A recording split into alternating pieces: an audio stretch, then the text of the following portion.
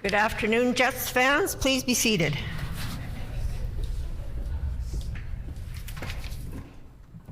Routine proceedings, introduction of bills. Committee reports.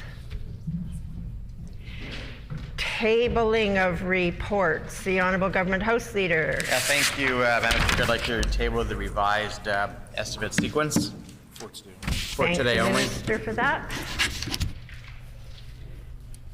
Ministerial statements. Member statements. The Honourable Member for Springfield-Rashott. Growing communities that are dynamic and vibrant are the backbone of Manitoba. The cream of the crop of these communities are Springfield, Niverville, and Rashott. In fact, Niverville was declared Manitoba's fastest growing municipality and the 5th fastest in all of Canada. This growth is reflected in the funding and grants that our communities have received, which has totaled over $211 million in the past year alone. First is $110 million that was announced last fall for the wastewater treatment facility in Niverville. This facility will increase the capabilities of Niverville, Taché, Hanover, and Rashott to deal with and treat wastewater in our communities. While this may not be the most attractive investments to talk about, proper treatment of wastewater is an important driving force behind sustainable growth and quality of service in our province.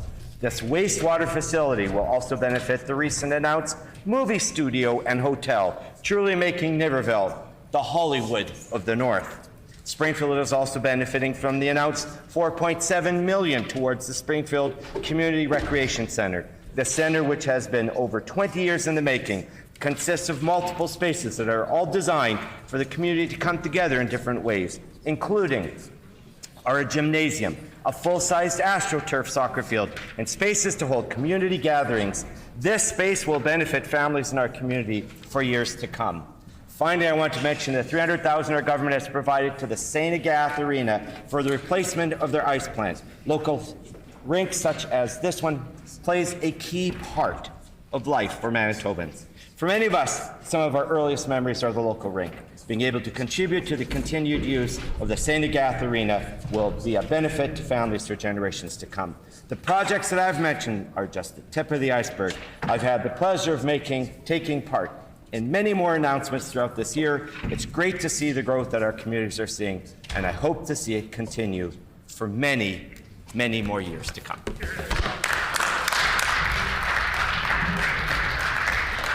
The Honourable Leader of the Official Opposition. I am honored to say some words of tribute to Dr. Catherine Kearns and Dr. Christina Raimondi, who recently received Medals of Excellence from Doctors Manitoba. As any parent knows, the first few days and weeks at home with a newborn are a really special time. It can also be a stressful time. We know that families sometimes struggle with learning about infant feeding in these early days. And that's where Drs. Kearns and Raimondi come in. After hearing many stories from families about the overwhelming challenges in infant feeding and seeing the lack of education that medical professionals receive about it, Drs. Kearns and Raimondi co-founded the Winnipeg Breastfeeding Centre in 2017. Now the center has grown since then, and in addition to having 5 family docs providing evidence-based diagnostic support to families, they also collaborate with pediatric surgeons. They're also in the process of training a NICU nurse to be a lactation consultant and working with midwifery students. Now, their work also extends far beyond Manitoba's borders. They are developing the professional standards for medical education to incorporate their expertise right around the world. And not only am I here to sing the praises of these 2 docs, my wife Lisa and I are also clients. When we welcomed our youngest home, it was Dr. Raimondi who was there to deliver care with expertise, with compassion, and with love, if I may say so.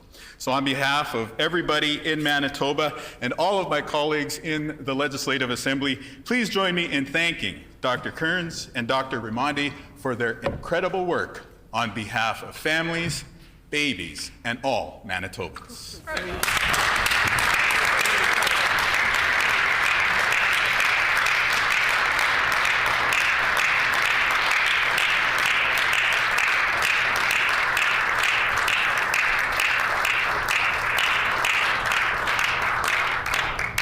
honourable member for Selkirk.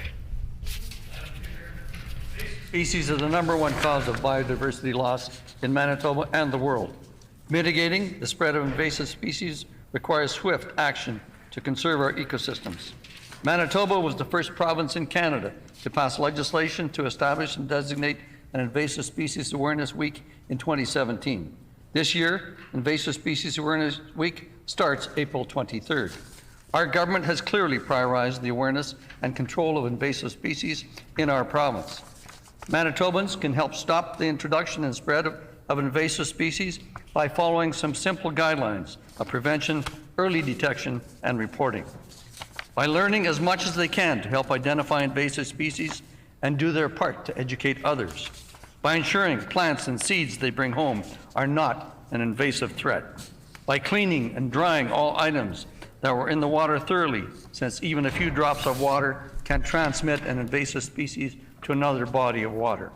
By cleaning their boots and clothing before hiking in new areas to get rid of possible hitchhiking seeds and pathogens. And by remembering that plants, animals, insects, fruit and vegetables can all act as vectors and fomites. Manitobans should already know that transporting firewood in Manitoba can transmit Dutch elm disease and emerald ash borers, and that releasing aquarium fish, live bait, and non-local animals can pose a significant risk of introducing an invasive species into our local ecosystems. Some examples of local invasive species threats include zebra mussels, lily leaf beetle, purple loosestrife, common tansy, and the St. John's wort. Finally, I would like to give Manitobans a friendly reminder to spread the word and not the species. Thank you.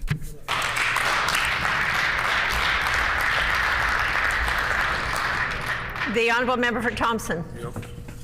Thank you, Madam Speaker. Today I rise to recognize Ian Graham for his 16 years of service as a reporter and editor for the Thompson Citizen. Over these years, Ian has worked diligently with the Thompson Citizen and Nickel Belt News and is now moving on to the next phases of his career. Tasked with news dissemination in our city, Ian has been helping Thompson citizens keep up with a fast-paced world. His contributions have laid a solid foundation for future journalists who wish to work at the Thompson Citizen or emerge from Thompson to go on to do greater endeavors. Thompson residents appreciate Ian for his contributions to our community events over the years by covering local events like Nickel Days, the hot water issues at Thompson General Hospital, sports events, and many other moments that brought joy to all of his readers or kept us informed on pressing matters in the North. The impact Ian has made to the Thompson Citizen was felt throughout the North as he helped provide a sense of connection to all communities that are not physically close. Ian's input in our city news has been impactful and will be greatly missed. Going forward, Ian Graham will be taking on a new role as the City of Thompson's communication officer, where he will continue to serve the community by keeping us connected and informed on local developments. I ask my colleagues to join me in appreciating Ian for covering the news in the City of Thompson and through different governments, times, and seasons. We appreciate your meaningful documentation of our ebb and flows over the years. Thank you for offering Northern Manitoba a journalistic flair that has been unique to Thompson.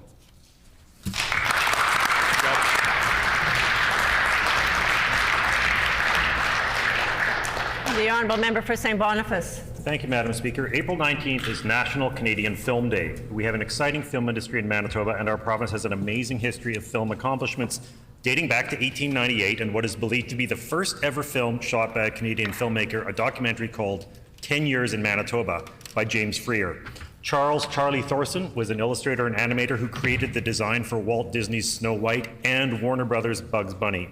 In 1941, the film The 49th Parallel was shot on location in Manitoba. It was a Second World War suspense film about German officers who run aground in Hudson's Bay and have to make their way through enemy Canada and Manitoba to freedom in the US, which was not yet at war. It featured scenes with Inuit and Indigenous Manitobans and Hutterites, among others. The Free Press wrote, through it all, the film preaches that Canadians, be they French-Canadian, Inuit, Hutterite, Indigenous, rich eccentrics, whatever, are a pretty decent bunch who have one thing in common. They don't like Hitler's Nazis one bit. Guy Madden's works have received international acclaim, with film critic Roger Ebert selecting his film My Winnipeg as one of the 10 best of the decade, and his work came out of the pioneering experimental film cooperative of the Winnipeg Film Group. Pablo Hidalgo, a graduate of Red River Polytechnic's Creative Communications program, is now an executive at Lucasfilm and is in charge of continuity for the entire sprawling Star Wars universe. Of course, this Manitoba legislature has been featured in films including Shall We Dance and the Oscar-winning Capote, and I certainly want to mention the film Women Talking, for which Canadian filmmaker and director Sarah Polley won an Academy Award for the Best Adapted Screenplay based on the book of the same name by the amazing Manitoba Mennonite writer Miriam Taves. Sarah Polley said, "Miriam Taves wrote an essential novel about a radical democracy in which people who don't agree on every single issue manage to sit together in a room and carve out a way forward together, free of violence," Polley said. They do so not just by talking, but also by listening. We are seeing exciting changes in the stories that are being told in Manitoba, and I hope we can see more of Manitoba and our stories reflected and celebrated on the big screen. Because as a province and as a people, we have a story worth telling. Thank you, Madam Speaker.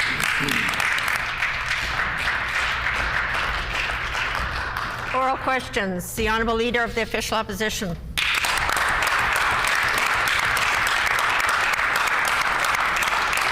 Madam Speaker, the Grace Hospital is struggling to deliver a basic standard of care. That's according to orthopedic surgeons who work at the Grace Hospital. Now, they reached out to this minister and to this premier for assistance from their diagnostic and surgical task force. But not only did the premier reject these surgeons' proposal to add surgeries at the Grace Hospital, but in fact, this premier turned around and told these same surgeons to cut the number of surgical appointments at the Grace by 20%. Why did the premier tell these surgeons to cut the number of appointments for surgeries by 20%?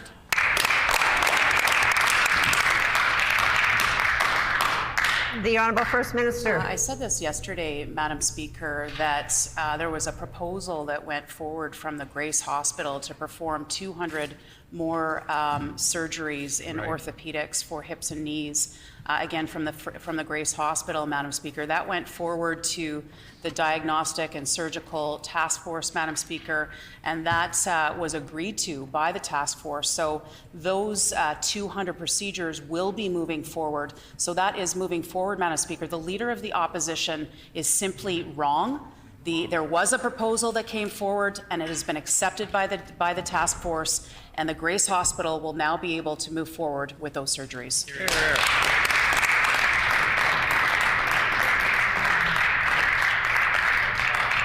The Honourable Leader of the Official Opposition on a supplementary question. The premier is trying to run from the cuts that she has directed.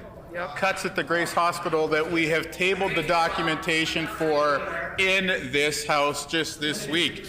New information, however, shows that these cuts and these demands for privatization from the task force actually start at the political level. They start at the highest level. I will table copies of the Premier's calendar, and it lists the actual members for the working group of this diagnostic and surgical task force. You will note the composition of those names. There is not a single physician, not a single medical expert in that list. Wow. They are all politicians. Wow. They are all political staff who are directing these cuts and directing this privatization. Why is the Premier ordering cuts and privatization without even talking to the experts?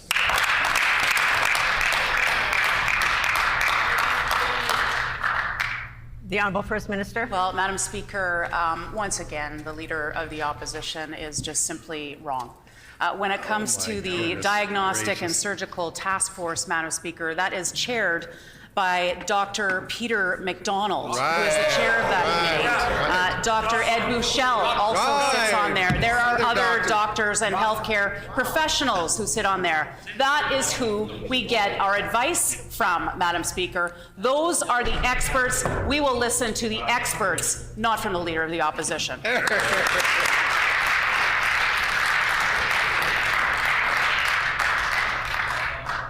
The Honourable Leader of the Official Opposition on a final supplementary. Madam Speaker, the Premier is trying to distract from her cuts by disputing information that comes from her own calendar. This calendar shows a bi-weekly meeting a meeting that happens every 2 weeks with the members of the working group that directs the Diagnostic and Surgical Task Force. What she said is incorrect. This document lists that the chair is actually the Minister of Finance, not the physician who she just named.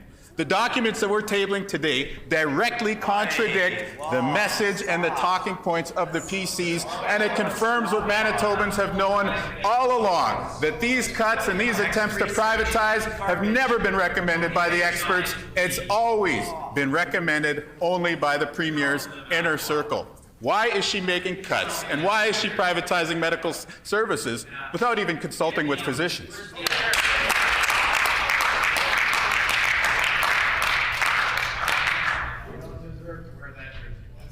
The order. The Honourable First Minister.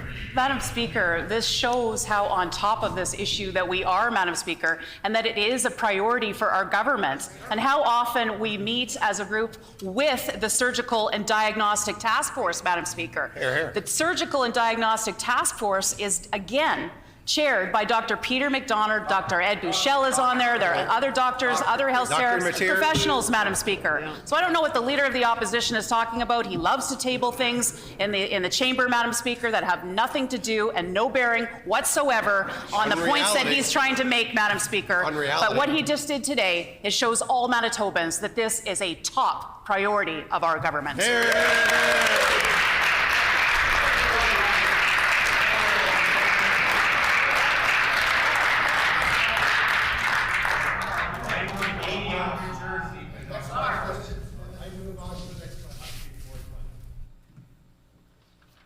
The Honourable Leader of the Official Opposition on a new question. Madam Speaker, you know, it's interesting that the Premier says that this is evidence of how on top of it her government is.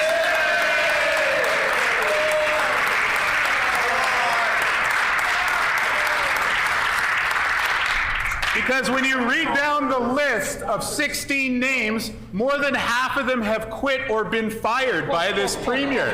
You have the Minister of Finance who is quitting.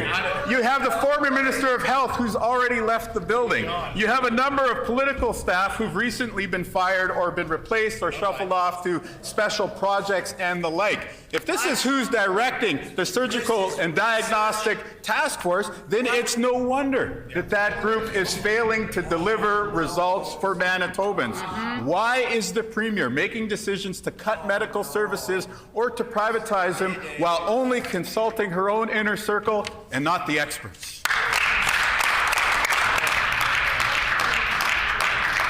Oh my God, it's fishing with Wong.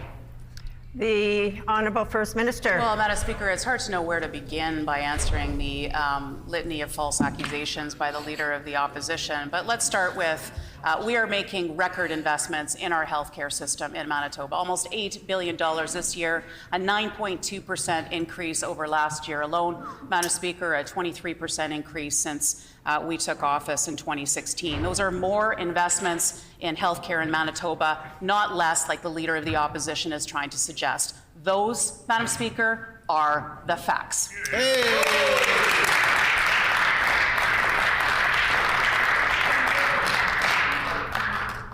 The Honourable Leader of the Official Opposition on a supplementary question. Madam Speaker, here are the facts. Sleep docs from the Misericordia had to resign from the Task Force Advisory Committee because they were being ignored. Orthopedic surgeons at the Grace Hospital were told to cut surgery appointments by 20%.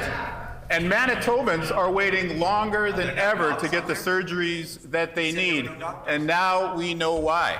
Because the decisions are being made at the cabinet table, mainly by people who've already quit or signaled that their resignation, but PC insiders. Once again, why is the Premier making decisions to cut and privatize without listening to doctors, nurses, allied healthcare professionals, and only her political insiders?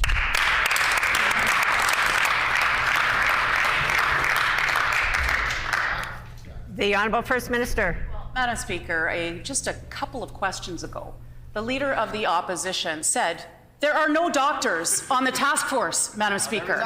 And then now he says, yes, there were doctors, but they're resigning. Madam Speaker, the Leader of the Opposition opposition has no credibility when it comes to this, Madam Speaker.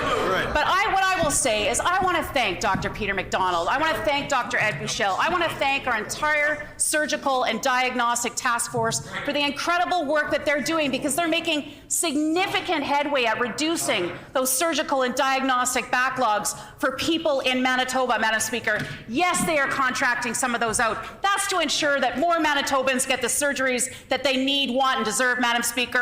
We will take no lessons from the member's office.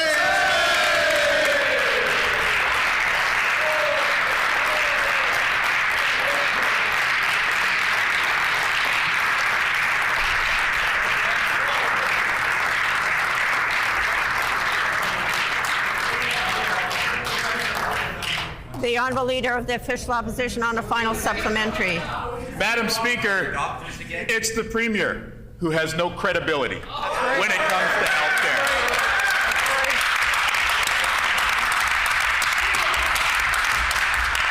Because the Premier knows that the task force working group that I'm talking about here, made up exclusively of PC insiders, does not have any physicians in it. The physicians that I spoke of, and Hansard will reveal this, resigned from an advisory committee. The Premier of Manitoba should know the difference. The only reason that she would pretend not to know the difference would either be incompetence or to try and evade accountability questions being asked on behalf of the people of Manitoba. Given the failures of this PC government to cut wait times and to improve surgeries, why does the Premier insist on listening only to those PC insiders while ignoring the experts in this province?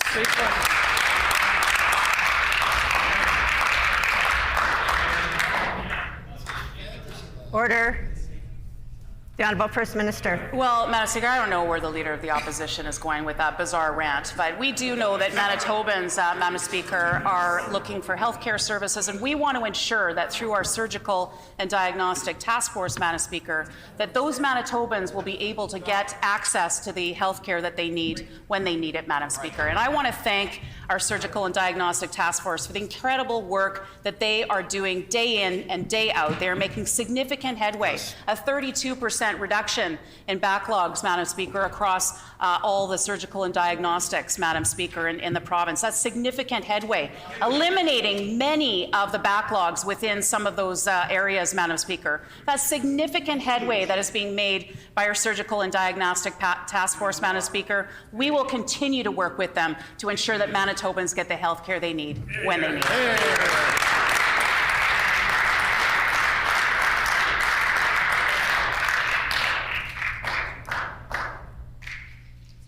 The Honourable Member for Union Station. Madam Speaker, this past week we've confirmed once again that this health minister doesn't think she's accountable for the current state of healthcare in our province. The PCs continue to put their ideology of cuts and privatization ahead of patient outcomes, and they've ignored proposals from orthopedic surgeons from the Grace to increase the number of procedures done at that hospital. Instead, this PC health minister's task force actually directed the Grace to cut their surgeries by 20%. Madam Speaker, my question for the health minister is it possible that your PC government's continued cuts and inaction over the past 7 years is the reason why the public has absolutely zero trust in your government?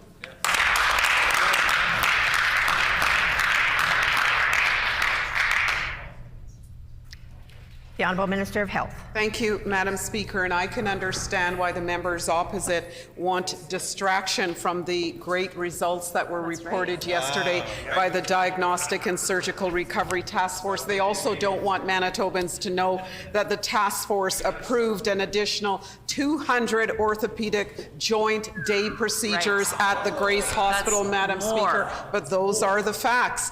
And as the Premier stated, the total surgical backlog has been reduced by 32%. Madam Speaker, diagnostics has been reduced 31%, Madam Speaker. Those are the facts.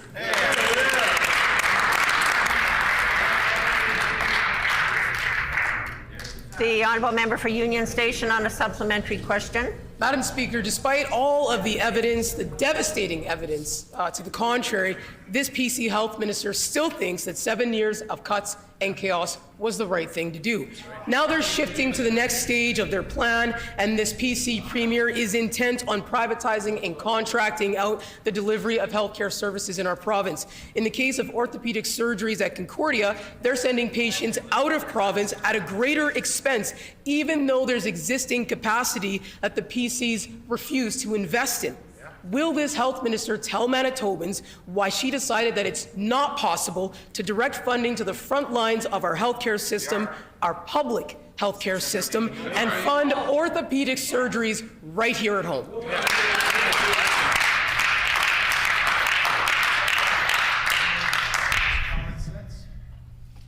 The Honourable Minister of Health. Madam Speaker, 200 additional orthopedic surgeries have been approved at the Grace Hospital, Madam Speaker, and I want to just add my voice in thanking the Diagnostic and Surgical Recovery Task Force for helping our government to eliminate the backlogs in cataract surgeries, CT scans, ultrasound tests, cardiac catheterization lab tests, pacemaker surgeries, pediatric neurodevelopmental assessment, urology test, oral surgery and dentistry, echocardiography test, cardiac surgery, Madam Speaker, and the list goes on. Chair.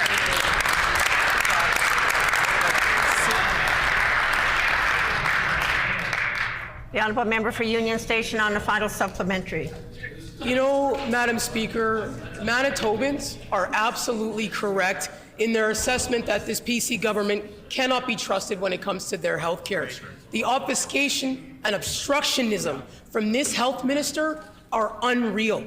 She ignores doctors at the Grace. She ignores doctors at Misericordia. She insults the nurses at SANE, at HSC, and she disrespects the allied healthcare professionals across our province by keeping them without a contract for over 5 years. When will this PC health minister stop the excuses, stop the inaction, and accept the offers of help and assistance from the Grace doctors, the orthopedic surgeons, and quite frankly, any and all of the experts who have extended help to her over the years? Expired.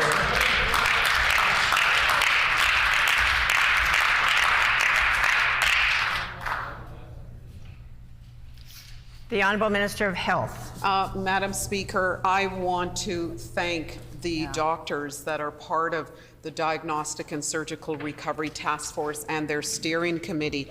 I know the Leader of the Opposition hasn't looked at the list lately, but I'll start with Dr. Peter McDonald, who's the chair, Dr. Ed Bushell, who's a provincial specialty lead of surgery, Dr. Chris Christodoulou, provincial specialty lead of anesthesia, Dr. Marco Essig, provincial specialty lead diagnostic imaging, Dr. Amin Kabani, provincial specialty lead diagnostic laboratory services, Dr. David Hoffman, general surgery. Madam Speaker, the list is just filled with physicians, and I thank them.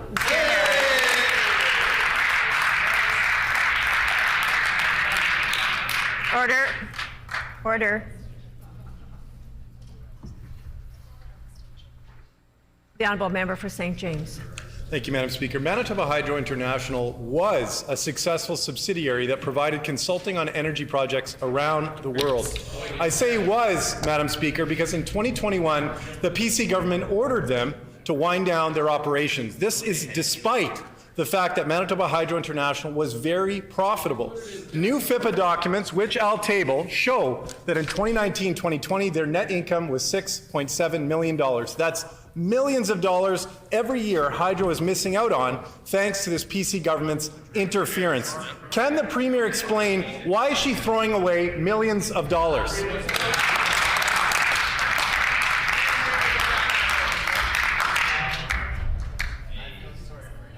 The Honourable Minister of Finance. Well, Madam Speaker, thank you very much, and I certainly appreciate the question coming from the member opposite. Talking about throwing away money, Madam Speaker, Manitoba Hydro currently has over $24 billion of debt. Part of that, Madam Speaker, is because of the $4 billion capital boondoggle overrun at the hands of the NDP, Madam Speaker. Shame. Because of the $24.6 billion of debt Manitoba Hydro currently has, they're paying over $1 billion a year in interest charges, money that Manitoba ratepayers have to fork over because of mismanagement by the NDP.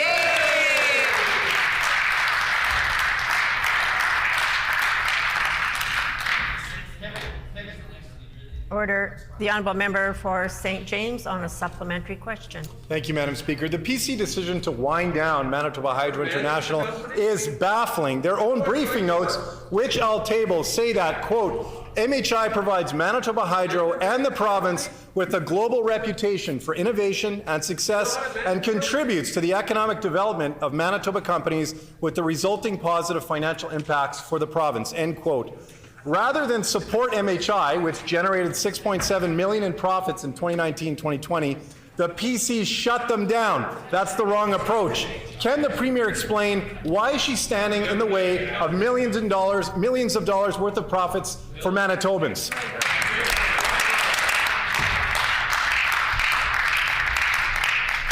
The honourable Minister of Finance. Madam Speaker, let's talk about the millions of dollars that the NDP have sucked out of Manitoba Hydro over the years. Madam Speaker, we know the NDP never saw a tax they didn't like or a fee they didn't like. So what happened under the NDP reign to Manitoba Hydro in terms of the debt guarantee fee and the water rental fees? The NDP chose to double those fees. Our government has taken a different approach. We've reduced those fees in half, Madam Speaker. That's saving Manitoba ratepayers $180 million this year alone.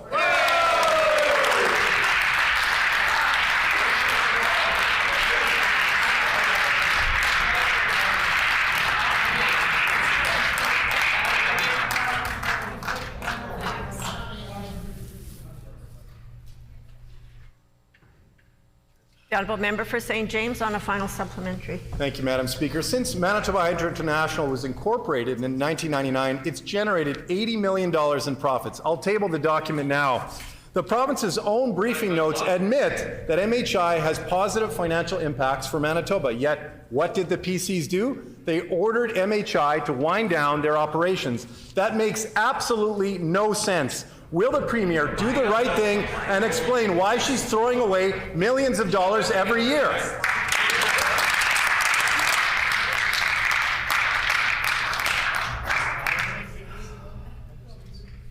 The honourable Minister of Finance.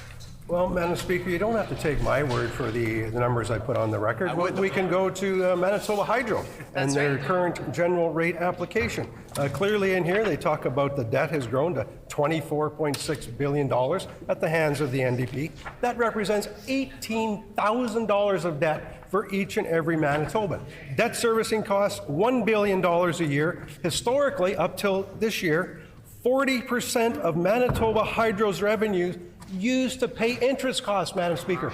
Because of the action this government just took, that fee has been reduced to 30% of revenue, saving Manitoba ratepayers money today and into the future.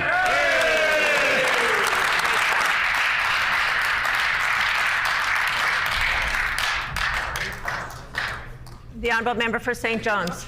On April 14th, a healthy baby weighing almost 8 pounds was born to a young Indigenous woman. The family was very excited for the birth of their newest family member. The family has a kinship clan that would see baby come home with mom to live with mom's older sister or baby's auntie. While waiting for discharge papers and a taxi to go home with baby, Winnipeg Child and Family Services unexpectedly showed up with hospital security to apprehend the baby. Family were threatened with police if the family did not give up baby to CFS. Under duress, the family had no choice but to do so. Why was baby, only hours old, apprehended by CFS when the province claims to have ended birth alerts? The Honourable Minister of Families. Very much, Madam Speaker. And of course, the member knows that I'm not willing or able, nor should we be discussing case specifics on the floor of the Manitoba Legislature. What I will say is that the General Authority has been instructed to provide extreme oversight and to ensure that they are at the table with family planning immediately. And my understanding is that that has occurred. On the issue of birth alerts, so it's our government in 2020 who issued the policy change to end birth alerts, and we have seen a 70% reduction in newborn apprehensions since the birth alert policy was changed, unlike when members opposite were in power and that they apprehended nearly a baby a day. That is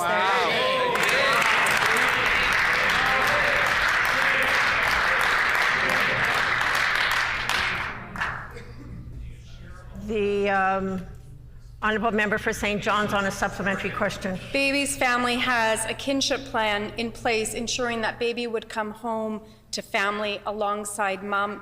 The family went to such lengths to meet CFS standards and criteria by moving into a bigger residence on April 2nd. Baby's mom has her own room. Baby's mom spent months ensuring that her baby has everything that she needs: a crib, a stroller, clothes, diapers, everything. Mom was so happy and proud. Baby's family was never given any indication that there were some ongoing concerns or issues up until minutes before they were supposed to leave. Why has the minister allowed a young Indigenous new mom to be separated from her newborn when birth alerts were supposedly ended?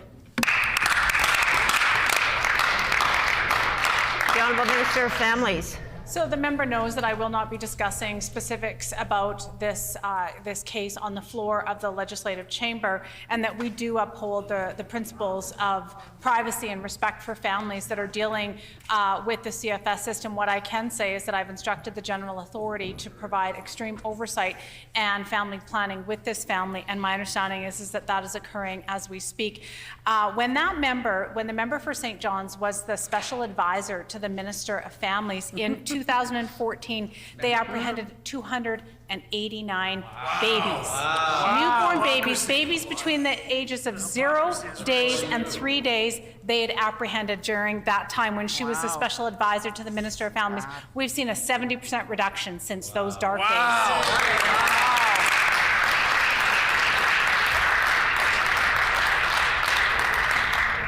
The Honourable Member for St. John's on a final supplementary. When CFS unexpectedly showed up at the hospital a couple of days ago, no explanation was given to baby's family as to why baby was being apprehended.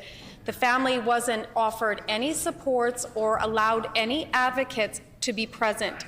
Mom and the family haven't been given any updates or explanation other than for the new mom to drop off some breast milk for baby. Mom and family have been working with the First Nations Family Child Advocates Office, who in their expertise hasn't seen any concerns or issues in respect of babies' safety. The family has the full support of the First Nations Family Advocate Office, and Mom has extensive family and community support. So why has the minister and this premier failed at keeping this new mom and her newborn together?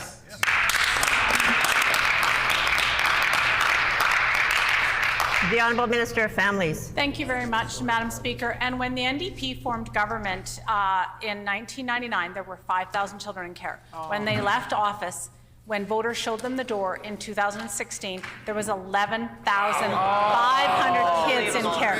That is their record. When the member for St. John's was the special advisor to the Minister of Families, in their last year in office, they apprehended 286 newborn babies. That's newborn babies that were either a day old, 1 day old, 2 days old, or 3 days old. That is her track record. Our government has reduced the number of children in care, and we have also reduced 70% of the newborn apprehensions since we issued a policy change to end the discriminatory practice of birth alerts.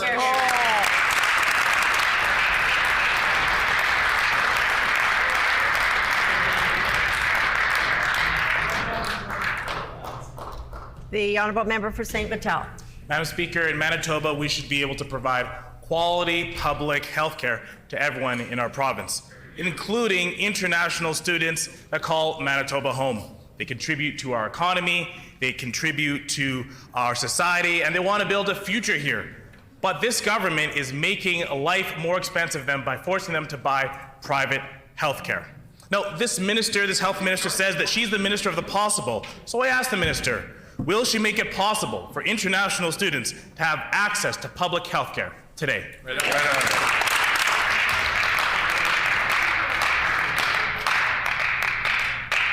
The Honourable Minister of Advanced Education. Thank you, Madam Speaker. And I've had the privilege of meeting with a number of student groups, the UMSU group. We've met with MAPS, we've met with CFS Manitoba chapters. We've had some very robust discussions, including members who sit on these various committees who are international students. And what they're asking for is more comprehensive coverage. We have an ongoing discussion, and they also understand that it's fair, that there is a cost to that healthcare is not free for anyone. So they are willing to actually come to the table and have proper discussions. I'm not sure that the member opposite has met with any of them and had these in-depth discussions. But I would advise the member opposite to set up those meetings.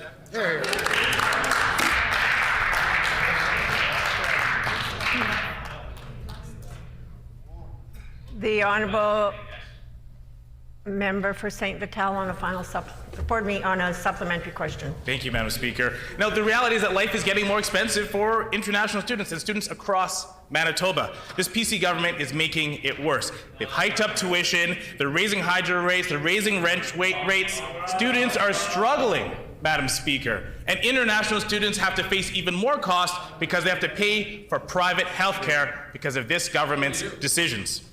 Now, the minister has an opportunity today to do the right thing by international students and reinstate them on the public health care plan. Will she do so today?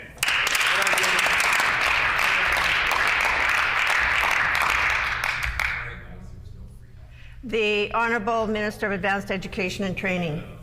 Thank you, Madam Speaker. And again, I've had multiple meetings with a number of student groups and individual students as I've been attending events.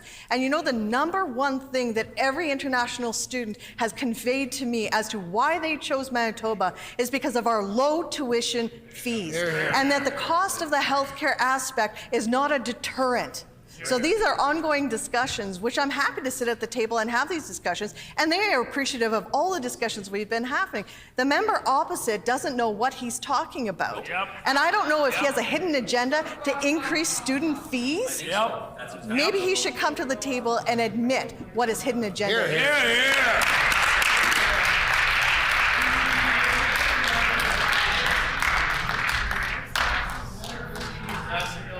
Order. Order. The Honourable Member for St. Vital on a final supplementary. Madam Speaker, the minister and all Manitobans remember that Brian Pallister made a lot of cuts to health care.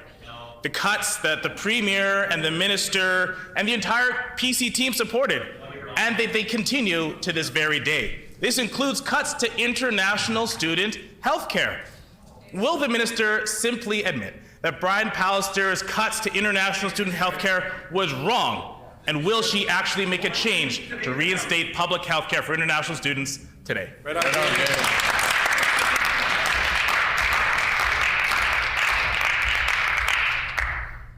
The Honourable Minister of Advanced Education and Training. Thank you, Madam Speaker. We are the lowest tuition in Western Canada. We have a high standard of education here at our post-secondary institutes. Those are the factors that attract international students right here to our home province. They are happy to learn and be educated here, and I would encourage the member to support the students and invite more to come to Manitoba and enjoy the benefits of a great education and low tuition fees.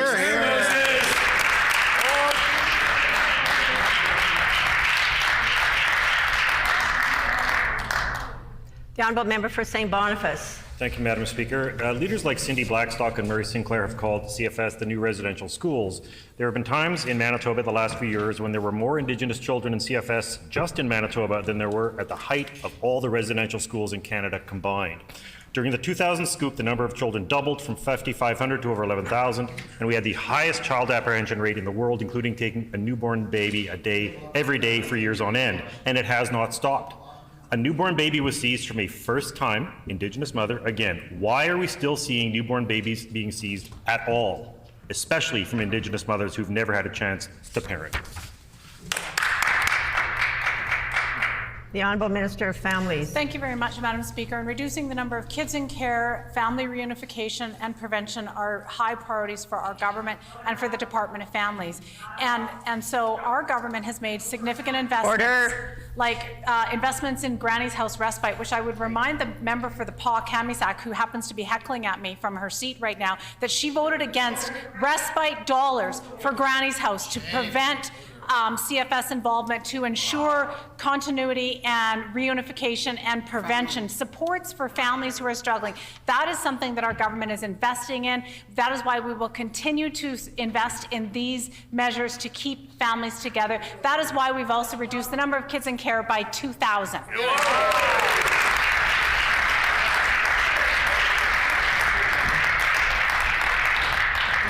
The Honourable Member for St. Boniface on a supplementary question.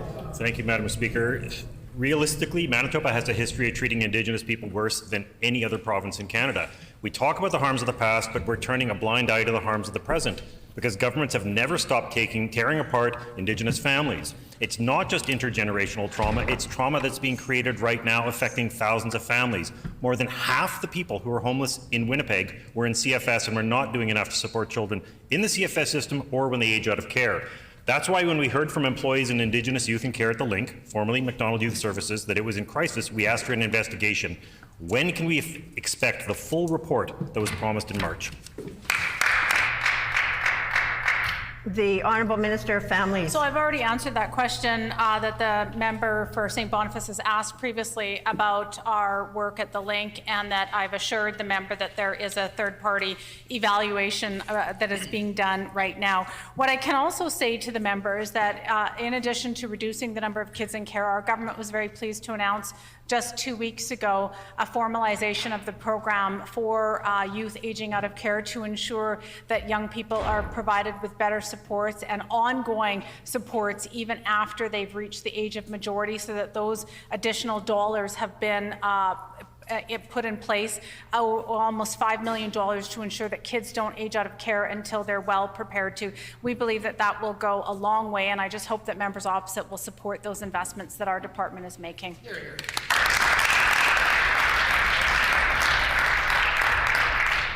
The Honourable Member for River Heights on a final supplementary. Madam Speaker, diabetes was declared an epidemic by Manitoba's government in 1996. Since then, consecutive PC and NDP governments have been ineffective in preventing the epidemic's spread. Diabetes prevalence has risen to now include 185,000 Manitobans. November 2nd last year, the government committed to release a diabetes action plan later that month, as I tabled. Today, 5 months later, there is no action plan. Why has the government been such a laggard in prioritizing actions to effectively prevent diabetes in Manitoba? And why is it that on the A to Z lists, the A to Z lists of diseases and public health issues on the Manitoba Health website, that diabetes is not even The listed? member's time has expired. As I tabled.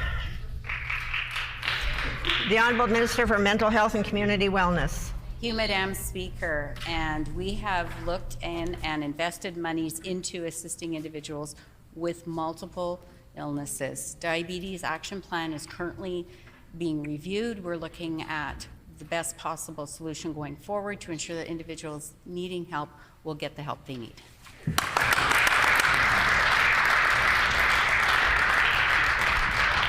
The Honourable Member for McPhillips. Well, thank you very much, Madam Speaker. And we've always known that the NDP have been out of touch with Manitobans. And that has been confirmed this week when they blocked efforts to modernize liquor sales, allowing consumers convenience and choice. Now the NDP are threatening private cannabis retailers simply because they are not government entities. These businesses have invested heavily in their businesses and in our communities, establishing jobs and economic investments. Can the minister responsible for Manitoba Liquor and Lotteries elaborate on the economic consequences of the NDP's dangerous anti-business rhetoric?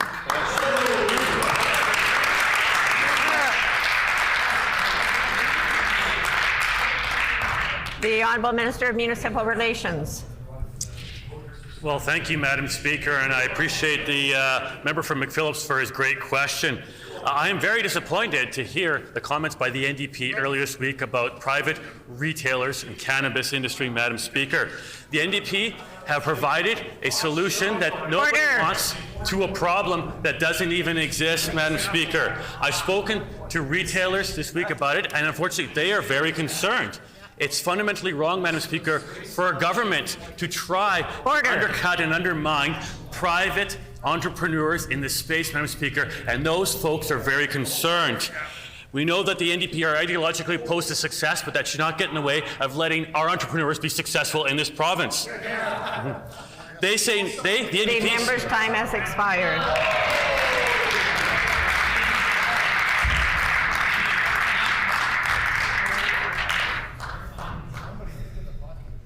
The Honourable Member for the Paul-Kami South. Madam Speaker, can I ask from within? The estimates are that 1 in 5 pregnancies end in miscarriage. This House has already recognized that grieving families need extra time when they lose a loved one, including from a miscarriage. And 3 times, including in this session, our party has put forward amendments that would provide guaranteed paid leave while families are grieving their losses. Now that the PC government has started to call bills to committee for public input, will they call Bill 210 to committee now? Eggleston. The Honourable Government House Leader. Madam Speaker, we know that miscarriages have been traumatic for many families. I've heard the personal stories from many in this House, from constituents in my own family, as I've spoken about before, Madam Speaker. I think it speaks well for this House that there have been 2 bills come forward, one by the member for the Paul, one by the member for Rossmere, that recognize how significant that is for families. I can assure the House that there will be a bill that will be called to committee and that individuals can speak. Well, it's not really funny. This is a difficult issue, and I commend the House for being able to address this, and we will have a bill at committee so the Manitobans can speak to it. Sure.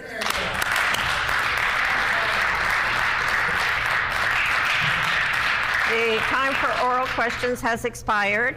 Petitions, the Honourable Member for Transcona. Thank you, Madam Speaker. I wish to present the following petition to the Legislative Assembly. To the Legislative Assembly of Manitoba, these are the reasons for this petition. Number 1, since taking office, the provincial government has cut operating funding to post-secondary institutions such as Brandon University, while simultaneously increasing tuition and student fees. Number 2, Brandon University is the only university in rural Manitoba and serves as an important hub for Westman. Number 3, Brandon University is the largest university outside of Winnipeg with over 2,200 full-time students and just under 1,000 part-time students. Number 4, despite the important role Brandon University plays in Manitoba, the provincial government is continuing to cut the university's funding in budget 23-24 as funding yet again fails to keep pace with inflation. Number 5, inadequate funding hurts students and the quality of education they receive, as it may force Brandon University to raise tuition, cut programs and services, or even both. Number 6, funding cuts also negatively impact Brandon University's faculty who are at risk of having their courses cut or being let go altogether. Number 7, the provincial government has refused to explain why Brandon University's 23-24 operating funding increase falls below inflation and why it is lower than other universities in Manitoba. We therefore petition the Legislative Assembly of Manitoba as follows: to urge the provincial government to adequately fund Brandon University so that the institution can avoid making cuts and continue to serve students, faculty, Westman, and the province of Manitoba as a whole. This petition, Madam Speaker, is signed by many Manitobans. In accordance with our Rule 133, bracket 6, when petitions are read, they are deemed to be received by the House. The Honourable Member for the Paul-Kamisak. Speaker, I wish to present the following petition to the Legislative Assembly. The background to this petition is as follows. Number 1, Provincial Road 224 serves Peguis First Nation, Fisher River Cree Nation, and surrounding communities. The road is in need of substantial repairs. Number 2, the road has been in poor conditions for years and has numerous potholes, uneven driving services, and extremely narrow shoulders. Number 3, due to recent population growth in the area, there has been increased vehicle and pedestrian use of Provincial Road 224. Number 4, without repair, Provincial Road 224 will continue to pose a hazard to the many Manitobans who use it on a regular basis. Number 5, concerned Manitobans are requesting that Provincial Road 224 be assessed and repaired urgently to improve safety for its users. We petition the Legislative Assembly of Manitoba as follows: to urge the Minister of Infrastructure to complete an assessment of Provincial Road 224 and implement the appropriate repairs using public funds as quickly as possible. Madam Speaker, this petition has been signed by many Manitobans. The Honourable Member for Elmwood. Thank you, Madam Speaker. I wish to present the following petition to the Legislative Assembly.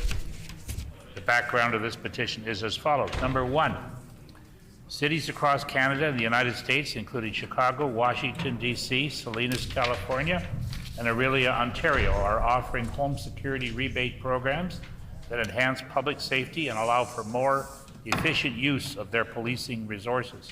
Number 2, home security surveillance systems protect homes and businesses by potentially deterring burglaries, reducing homeowners and business insurance costs. Number 3, whole neighborhoods benefit when more homes and businesses have these security systems. Number 4, a 2022 Angus Reid Institute poll found that 70% of Winnipeggers surveyed believe that crime had increased over the last 5 years, the highest percentage found among cities in Canada.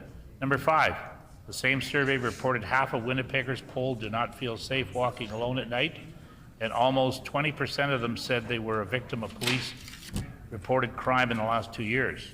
Number 6, though the public understands what the criminologists and community advocates point to as the main drivers of crime, namely the larger issues of lack of food, addictions, and poverty, they support rebate programs like these as they help the most vulnerable in our community by removing financial barriers for personal protection.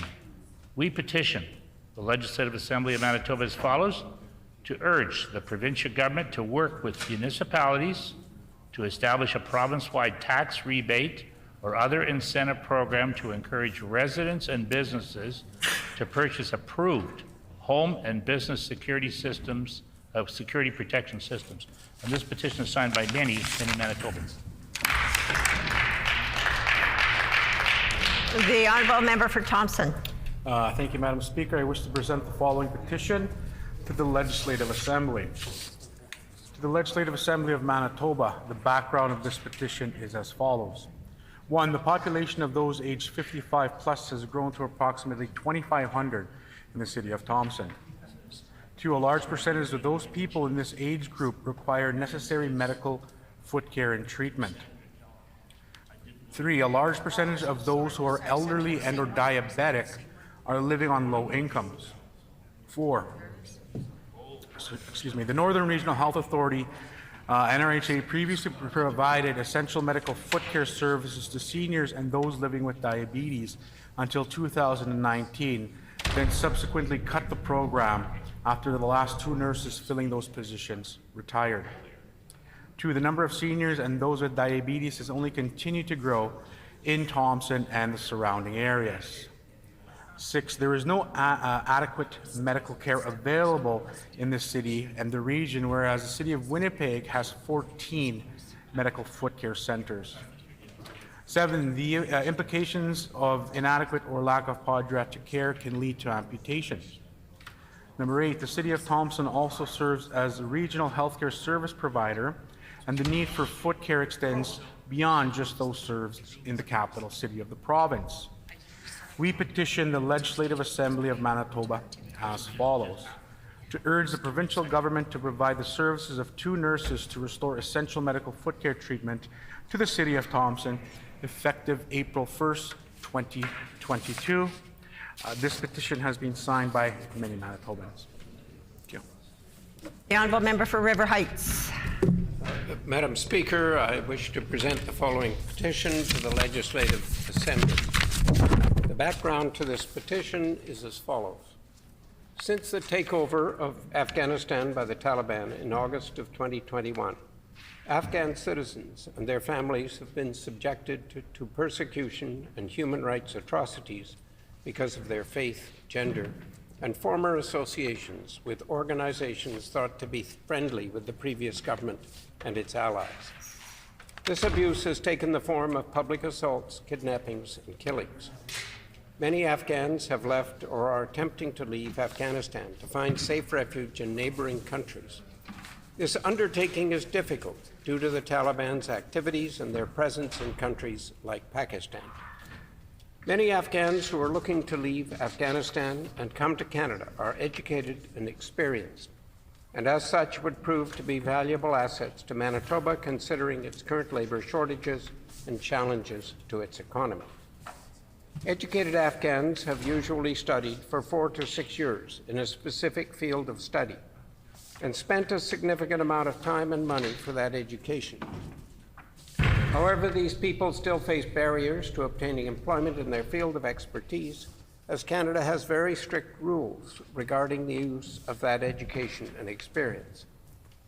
Many Afghans are refugees in other countries and are currently jobless, which is an added barrier for them under the current criteria of the provincial nominee program. Some Afghan newcomers who face literacy issues because they came from a non-developed country would benefit from an in-depth informational course to assist them with acclimation into Canadian lifestyles. The interim federal health program provides limited temporary coverage of health care benefits to refugees who aren't eligible for provincial or territorial health insurance. However, the refugee must apply for discretionary coverage and provide a list of compelling personal circumstances in order to qualify.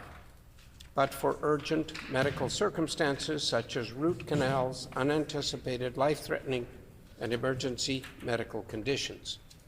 We petition the Legislative Assembly of Manitoba as follows: to urge the provincial government to work with the federal government to prioritize the evacuation of the immediate and extended family of Afghans who now call Canada home, and to facilitate their coming to Manitoba, including helping Afghan refugees in other countries such as Pakistan.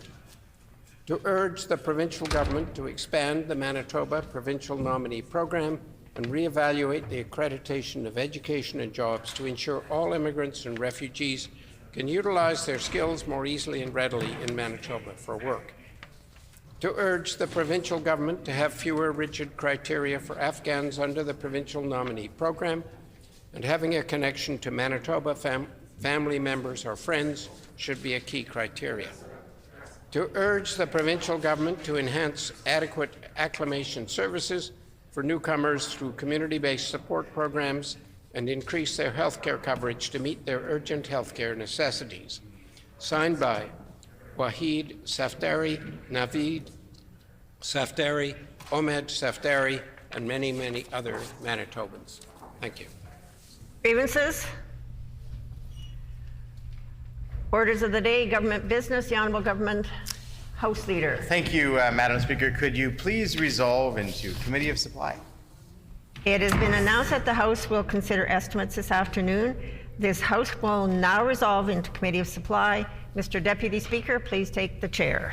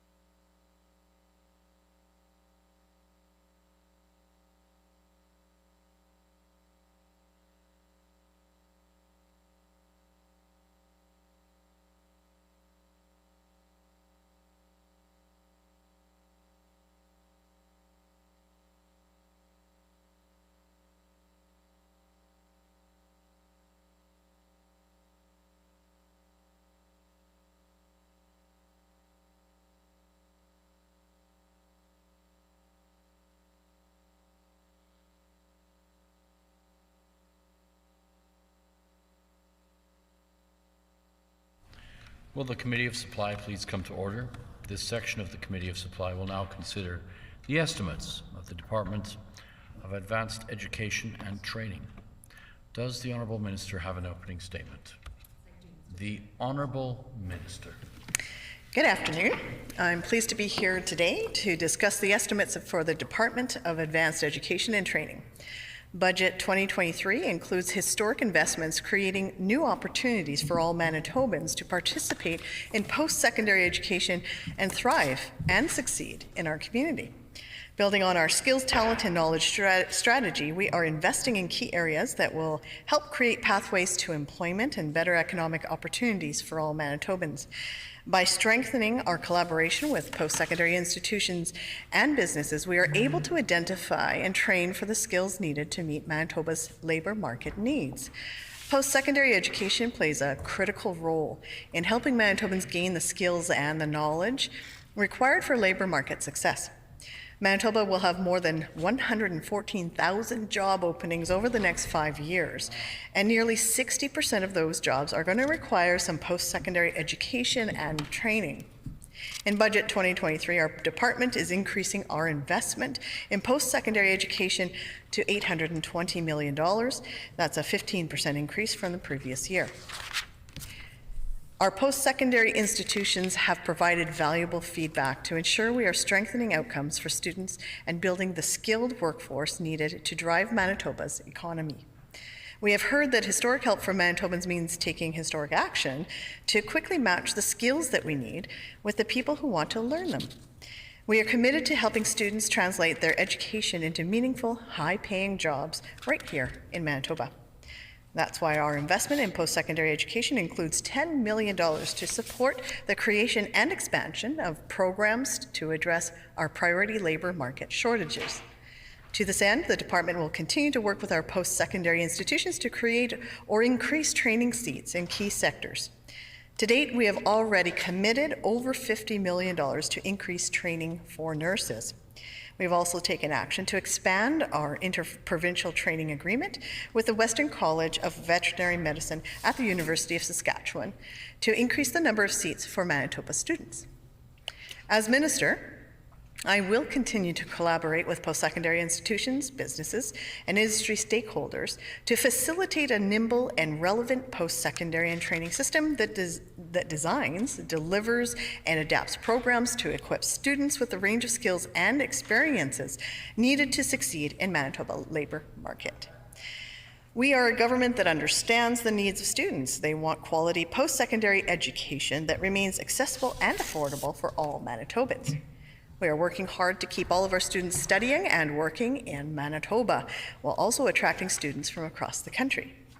We're committed to supporting access to higher education by keeping tuition affordable for students. In 2023-24, university domestic tuition fees will be capped at an increase of 2.75%, and college tuition will be capped at an increase of $133 per program. Manitoba still maintains the lowest tuition in Western Canada. We understand these needs because we listen. We have been listening to our education partners as we continue to develop a new tuition fees and student fee policy based on the insights of Manitobans. We listen as we work to build stronger communication pathways between education and industry partners that will allow post-secondary institutions to identify and connect training to the development needs of Manitoba businesses.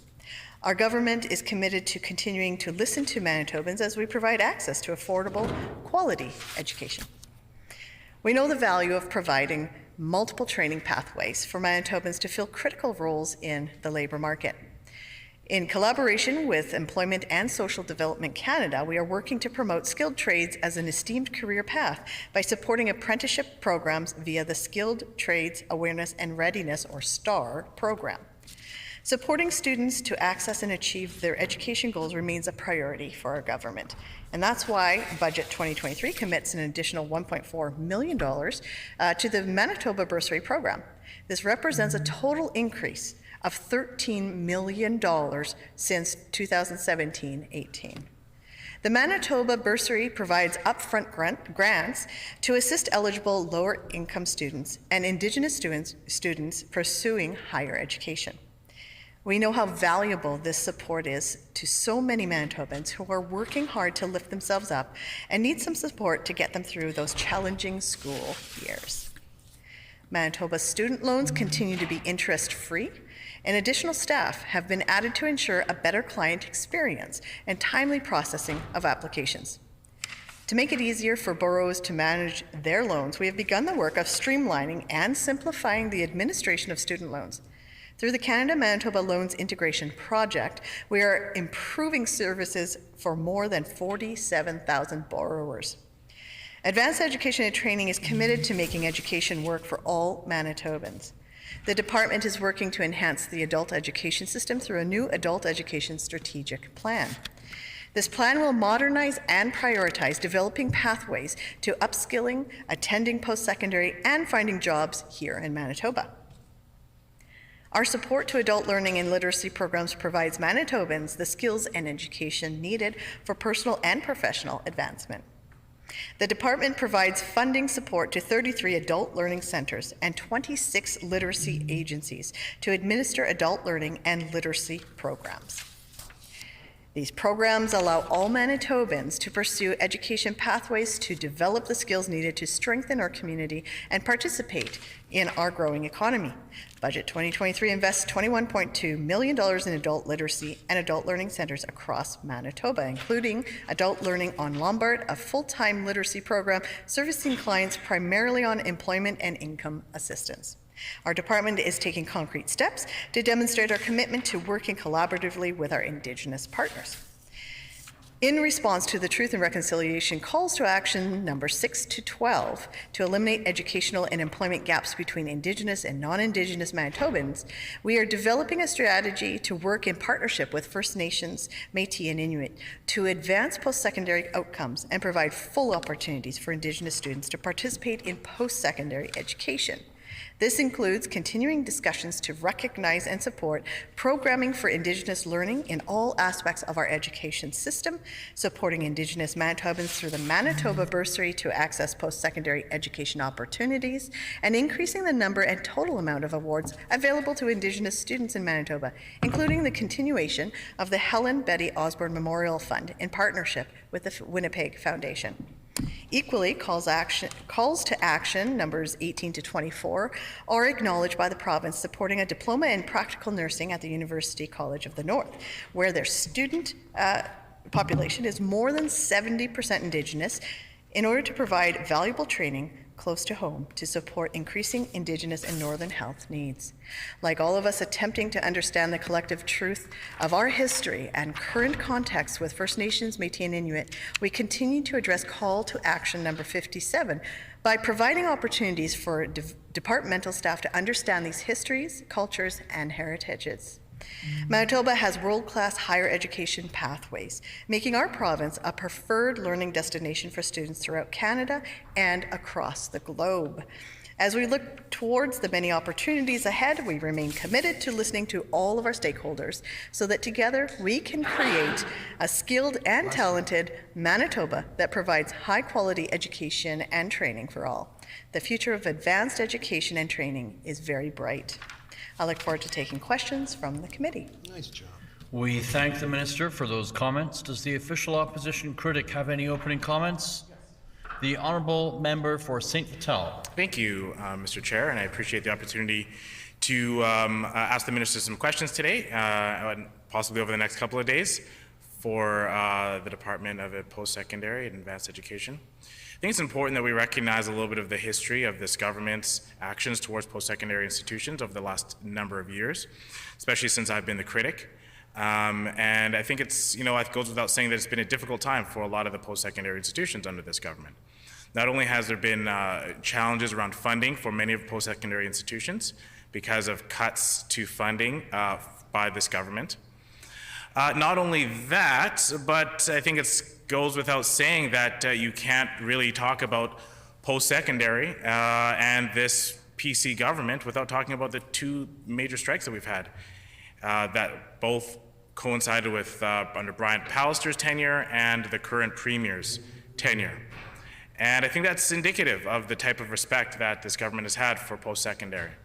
And so I think that, I think rightly so, just given the track record, a lot of people involved in the post-secondary institutions are leery and concerned with the actions this government takes towards universities, colleges. And I'll point to a few examples.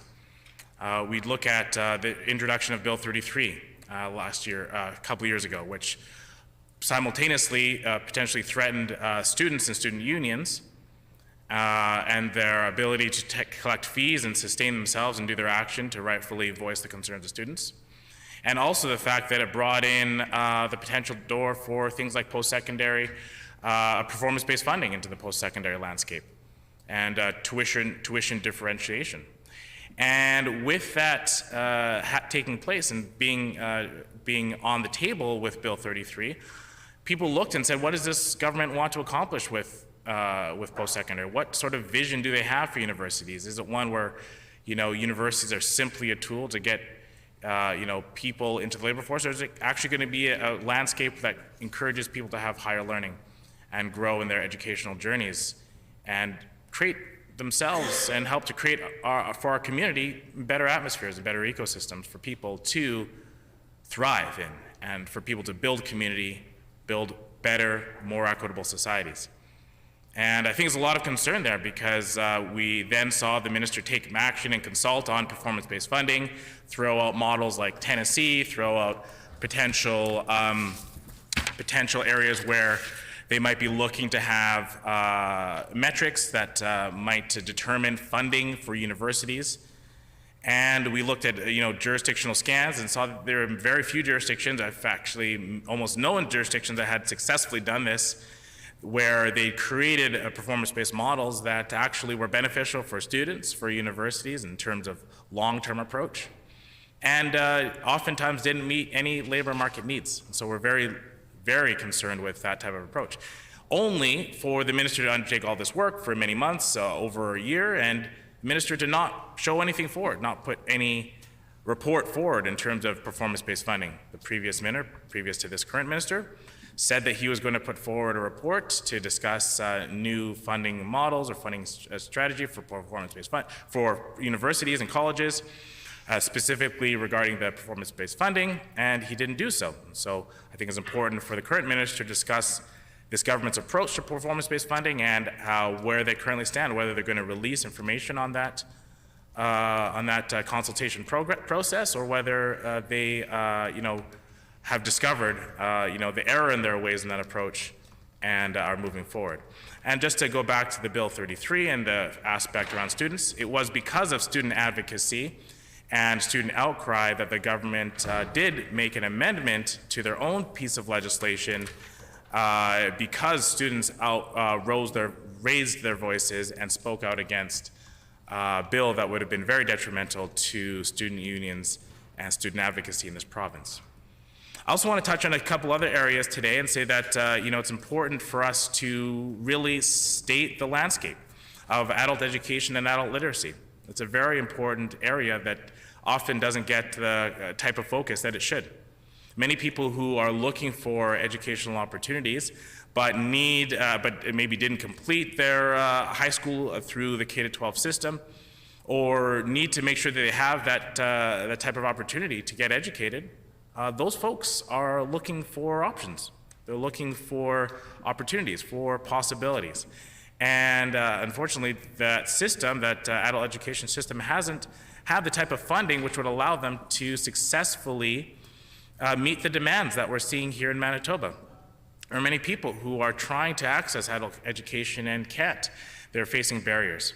And so we want to make sure that I can successfully advocate for those people and urge the minister to do more to focus on adult education, literacy for people, because if we want them to be serious about entering the labor market or going further in their educational journey, they need to be literate. They need to get through programs like adult education, and I think that's critical to our success, and so we need to focus on that. I think also you can't go out with saying that education tuition has increased by over 18% over the first 6 years of this government's mandate. Additionally, we've seen, at the same time, we've seen that there's been cuts to services for students. And namely, I talk about international students' healthcare. This is something the minister, we discussed this earlier today during question period, the importance of healthcare for international students. And I would urge the minister to look seriously about the approach that this government is currently taking with not having international students on the public provincial healthcare plan, and really evaluate whether that's the right approach. We know that international students are essential to our province's future. We know that immigration is a central part to our province's future. We know that we ought to be taking more steps to encourage immigration and international students here in Manitoba because they are valued, because our labor market needs them, because we all as a community and Manitoba community need those people in our province. And so for this government to take an approach that doesn't encourage international students to be here by forcing them to pay over $1,000 a year for private health coverage, which often in many cases doesn't cover them in the same manner, in the same holistic manner that the provincial health care plan would, it's very discouraging. And I think regardless of what the minister might say with respect to tuition, international students feel the effects of paying for private health coverage. And it's something that I hear all the time, directly from international students. And so I'll close out my remarks by saying that my initial comments by saying that we continue to will advocate on behalf of students, administration, faculty, community members, and all Manitobans who are concerned with our post-secondary system. We'll continue to make sure this government is pushing for an equitable post-secondary landscape. And I want to make sure that those students who reach out to me and with regards to problems with student aid, who reach out to me with questions around performance-based funding, who reach out to me regarding the fact that there are less nursing training seats, and the international student health care, and the fact that tuition is rising and that funding has been cut many times over the past few years, that we're going to continue to voice their concerns, continue to help to push this government in the right direction, and hopefully through our discussions today, we'll be able to move forward positively. Thank you. We thank the critic from the official opposition for those remarks. Under Manitoba practice, debate on the minister's salary is the last item considered for a department. Accordingly, we shall now defer consideration of line item 44.1 subsection A contained in resolution 44.1. At this time, we invite ministerial and opposition staff to enter the chamber, and I would ask the minister and critic to please introduce their staff in attendance.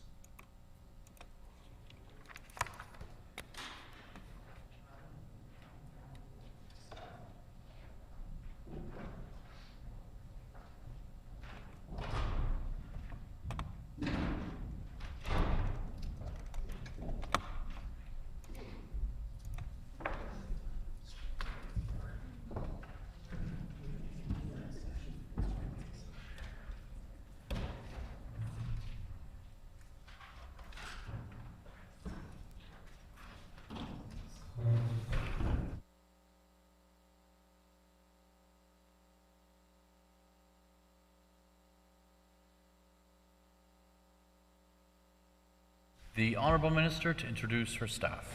Thank you, Mr. Chair. I'm happy to introduce my Special Assistant, Caitlin Giles, my Deputy Minister, Eric Chiron, my ADM, Melissa Ballantyne, and my other ADM, Joe Funk. Would the opposition critic wish to introduce their staff? Yes, this is our staff person, researcher Rylan Ramnares. We thank the Minister and the critic for those introductions. In accordance with Subrule 78, subsection 16, during the consideration of departmental estimates, questioning for each department shall proceed in a global manner, with questions put on the resolutions once the official opposition critic indicates that questioning has concluded. The floor is now open for questions. The Honourable Member for St. Vital. Hi, thank you. I'd like to ask the Minister if she can undertake to provide a list of all technical appointments in her department, including names and titles.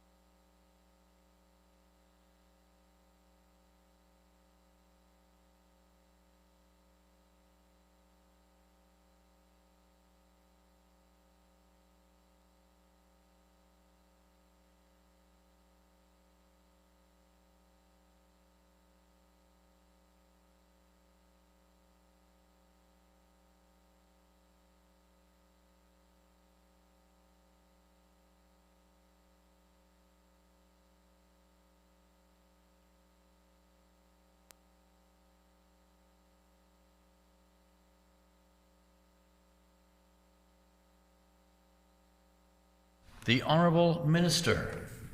Thank you, Mr. Chair.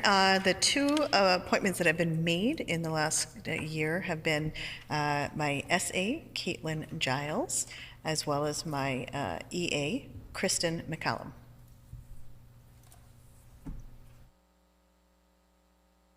The Honourable Member from St. Vital.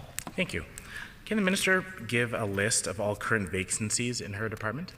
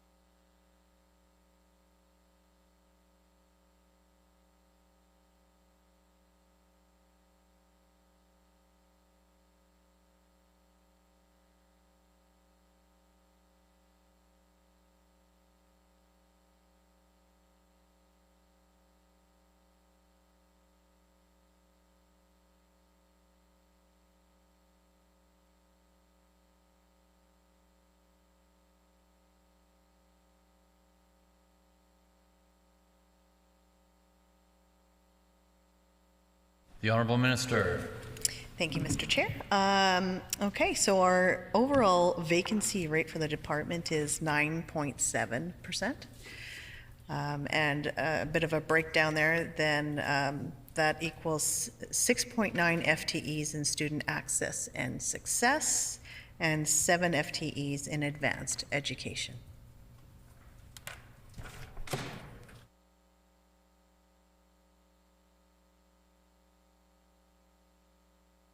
The Honourable Member for St. Vital. Can the Minister undertake to give an organizational chart that lists all employees and all program areas?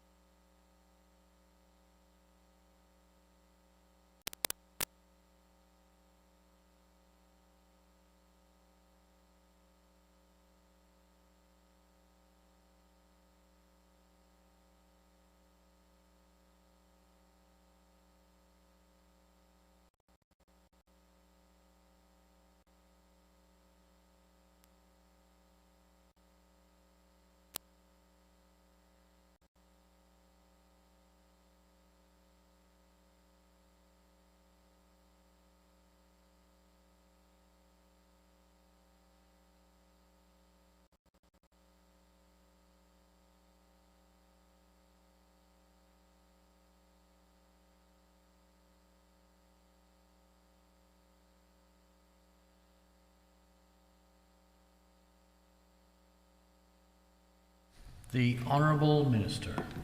Thank you, Mr. Chair. I would just actually point the member to page 14 of our supplement binder here. That actually does have the organizational structure of the department broken down into the various sections. So the information there, if he wants me to read from that page, I can. No? Okay. But that is where the information he's looking for is. The Honourable Member for St. Vital. Thank you. Can the minister explain whether her government has any plan to reinstate health care coverage for international students, which was discontinued in 2018?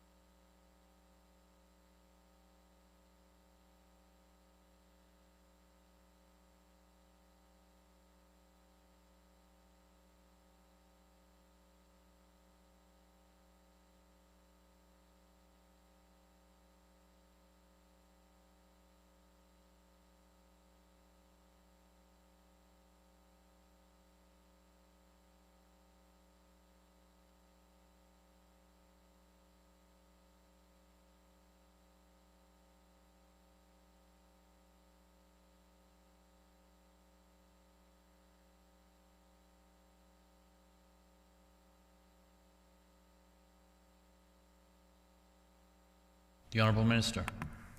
Thank you, Mr. Chair, and I know that we've had a brief discussion in question period about this topic already.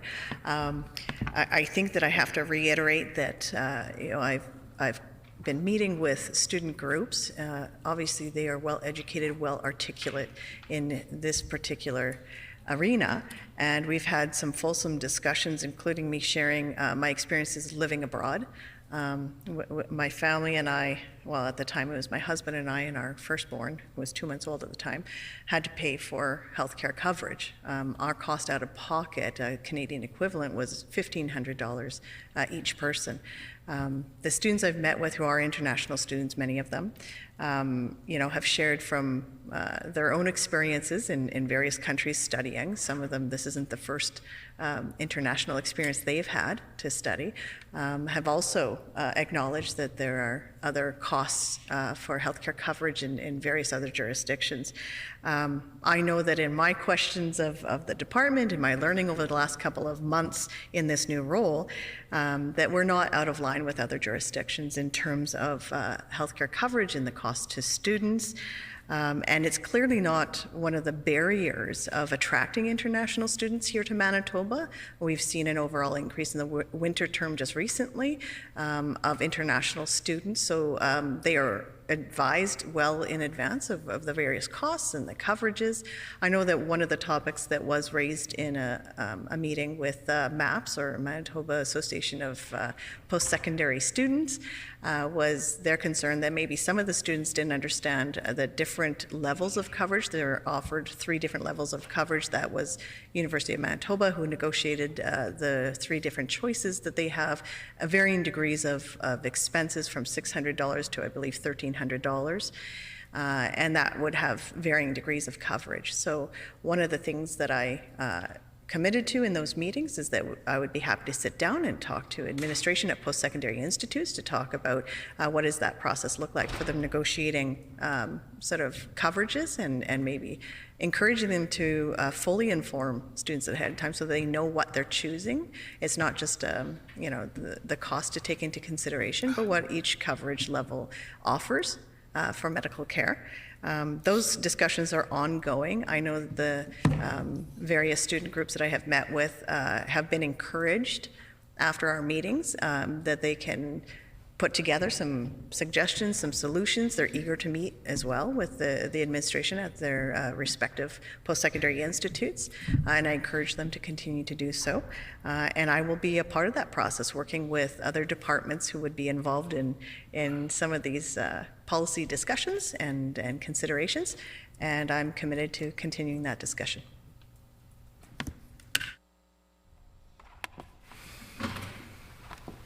The Honourable Member for St. Vital. Thanks. So by listening to the Minister's response, I'm getting a sense that she does not have a plan to reinstate health care coverage for international students. And I'm wondering, given the need for more immigration into Manitoba, and the fact that many university students who come here from international countries to study are looking to set up a place, Manitoba as a place to call home. And given the need that we have in Manitoba, and given the need that that labor markets and private businesses are looking for well-educated, well-skilled people in Manitoba to fuel our economy, does the minister think that providing public health care to international students would be an incentive to encourage them to come to Manitoba? Is that what the minister thinks, even though maybe she doesn't have a plan? She can at least agree that that would be an incentive to encourage international students to come and choose Manitoba?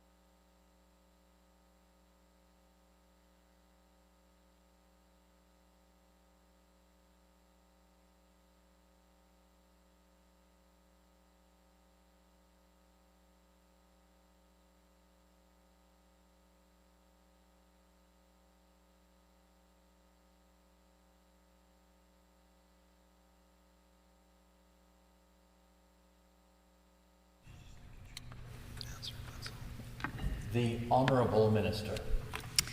Thank you, Mr. Chair. I think I first want to really make it clear that there is healthcare coverage. Every international student who comes to learn in Manitoba is required to have a healthcare coverage plan.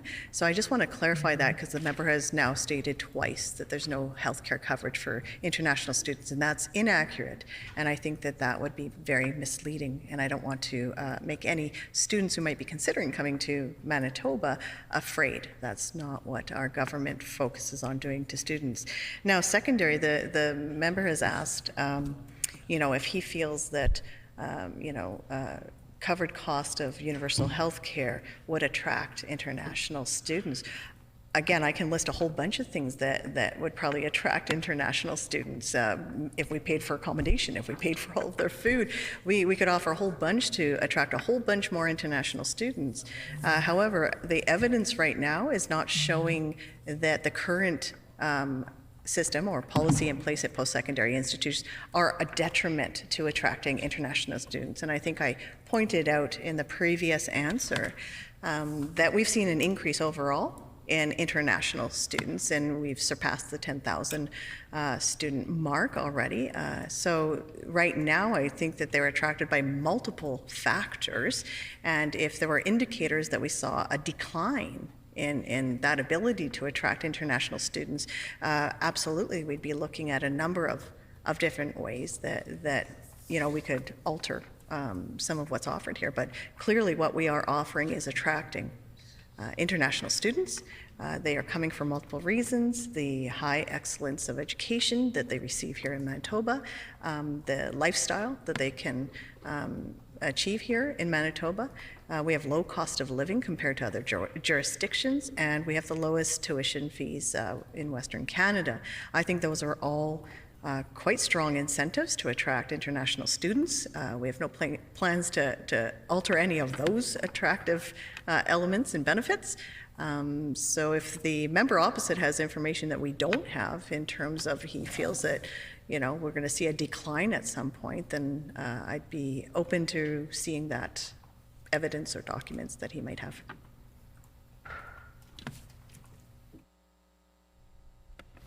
The Honourable Member for St. Vital. Thank you, Mr. Chair. I thank the Minister respectfully for her response. I do want to clarify that I think the Minister full well knows that I'm referring to a public health care plan for international students. And I think international students know that as well. They know it when they have to write the check for it. They know that when they have to put the credit card bill for it. They know that they have to pay for private health care coverage because they are the ones who are spending the cash to do so. Cash that they would have otherwise spent on their tuition or buying extra books or helping to make their life more affordable, because minimum wage has been fairly stagnant in this province for the better part of the last decade under this government. They would have used that extra $1,000 to help them, I don't know, maybe help to pay for transportation costs, because those have risen far greater than many other costs. They would maybe have to pay for higher rent. There's been cuts from this government to rent subsidies by under this government. So that extra $1,000, I think international students will know and do know full well that I'm referring to the private health coverage that international students are now paying for each and every year under this government. And they know that they used to, as up to 2018, used to have a public provincial health care plan that provided them very good quality coverage, and it's very distinct different from the policy under this government. So I think international students fully understand the difference, and I think it's very clear today that international students also understand that this government has no plan on reinstating them into the public plan for healthcare coverage, and that the government is sufficiently content with over, as she's mentioned, that the minister mentioned, over 10,000 international students in Manitoba not being part of our public healthcare system, but having to pay for healthcare separately, pay for it themselves, pay for it privately. And in many cases, international students have to feel the effects of that. You feel the effects of that by healthcare providers not respecting, not understanding their private health insurance, and in many cases either denying them access to service or in asking them to pay upfront for that type of care. And this leads to international students, in many cases, not seeking the care in a timely fashion. It has real impacts on their lives. And so maybe the minister doesn't have plans today, but hopefully after she's had a chance to think about it, maybe she'll reevaluate and decide to make a plan for this tomorrow. And so I would urge the minister to do so. But I will move on, since it seems quite clear the minister has a direction on this, even though I urge her to reconsider. So I will ask the minister this question. Why is the department's target for post-secondary education participation rate in 2023-24 lower than it was in 2022-2023? That's 41% versus 40%.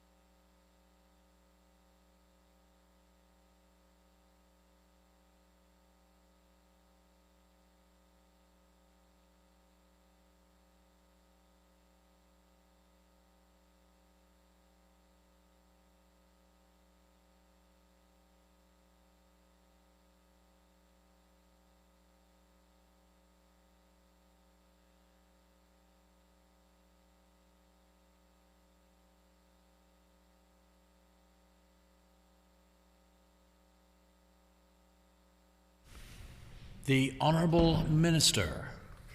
Thank you, Mr. Chair. So in answer to the member's question, and we're looking at page 20 right now, so he will note that there are some explanatory notes underneath the chart that he's looking at, and these performance measures, this is a projected number based on the total population who might be eligible for post-secondary education, 18 to 24 years in Manitoba. And these are targets for the department to aim for, obviously, to look at encouraging them to pursue some sort of post-secondary training and education. So it's always a projected number. Now, you'll note that there wasn't a target for 21-22 because that was when the former department was sort of formulated and there wasn't sort of a scorecard created at that time. So that's an actual number of 38%. So obviously, for year over year, you look at trying to stretch and build on that number. We'll also note that there was a pandemic that occurred within this time frame. So taking a number of issues into factor. For instance, some institutions went fully virtual, some were hybrid, virtual and in person. There was a lot of different options available to students that made it, I think, in some ways more accessible, and then other students who kind of rejected the aspect of fully virtual. It didn't quite work out for their learning styles. And so taking into factors all the learnings that we made through those years and some of those challenges, setting the target at 40% reflects that most post-secondary institutes right now are focusing on that back to in-person learning. So it's a reasonable target for us to aim for and set our policies around. And now these are indicators that we look at that if there's a significant sort of actual number that falls far under that it may be indicators that we are missing some barriers to education that we have to address through the department. So these numbers are not sort of, we've got to meet these levels every single year, but rather it's a measuring mechanism so that if there are significant jumps one way or the other, that we can be aware of what is happening and what is affecting students and young adults and their choices for post-secondary education. The Honourable Member for St. Vital. Thank you. So since the minister put the target down, does she think that there will be an overall drop in enrollment or participation in post-secondary institutions, whether it's colleges or universities or any of the variety of programs? Does she think that that number will decrease, the actual number will decrease for the upcoming year actual participation rates?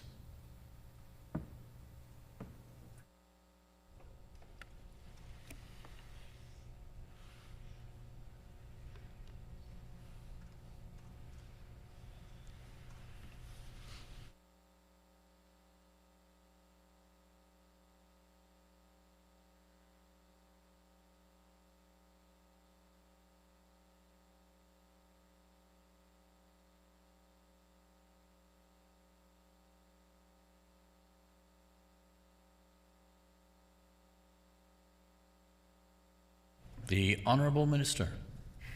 Thank you, Mr. Chair. I would respond to the member and say quite the opposite. We anticipate that there will be more involvement for students seeking post-secondary, especially after our large investments in the budget this year, including an extra labour market fund where we're going to be targeting the labour needs within industry to match those educational levels and jobs. So again, this number is not sort of a target we reach and then we sort of give up and shut the door on students. It's just a rough estimate so that we can keep an eye on trends to see where students are choosing to go and if they are choosing post-secondary and areas that we can sort of improve that encouragement. I do also want to note that the 41% and 40%, I mean, there's always going to be sort of 40.34 or 40.6, and then you're rounding up, rounding down. So it's roughly around the same number. It's not a huge discrepancy there, but we had to take into consideration that there have been challenges over the last couple of years. We're coming out of those challenges. Students are learning to adapt and learn in a new model. I think a lot of students, especially in the third year of university or post-secondary right now, this is their first opportunity to learn in person. So there's been a lot of changes, and for some, that worked out really, really well for their learning styles. For others, that was more of a challenge. So there's going to be sort of a transitional time in there, and we need to reflect that in accurate numbers, and that's what our department has done. The Honourable Member for St. Vital. Thank you, Mr. Chair. I appreciate the response, but it just seems a little bit unusual that the minister would say that there perhaps could be increased amount of participation rate in post-secondary education, but yet that she would set a target that's lower. Now we have the actual from 2021-22 at 38%. We don't have the actual for 2022-23 listed in the estimates. Perhaps the minister is aware of the number. I'm not sure if she is or not, but the target for that is 41%. Now, she's then projecting a target for 2023-24 that is lower than 2022-23, and it makes me think that reasonably the trend might be heading down if she's setting a target that's a little bit lower. So for her to say that the opposite might be happening makes me wonder which one is the reality. Is the target that she put here lower the reality trend that we're looking at, or is what she's saying that the trend might be higher the reality? So I'll just maybe clarification. I don't want to go into much on this. I just wanted to see. It just seemed like it didn't make sense.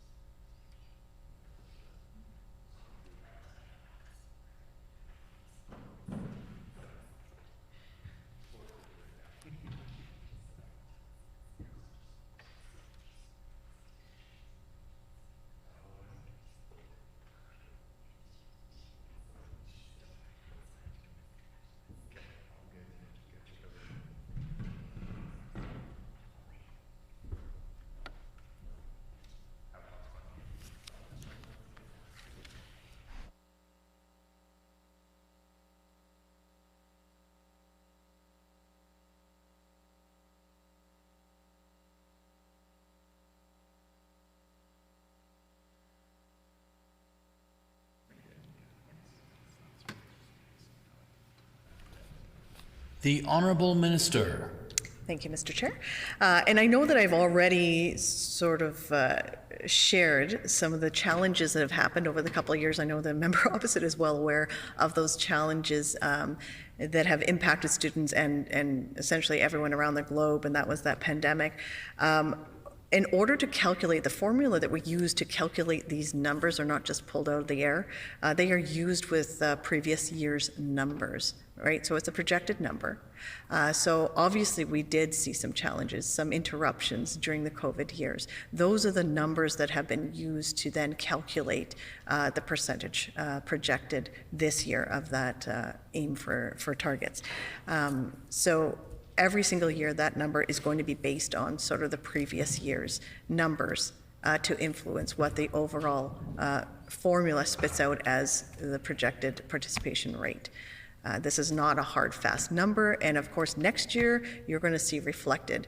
The formula is going to look at this current year's enrollment and participation rate to influence what the number is going to be for next year.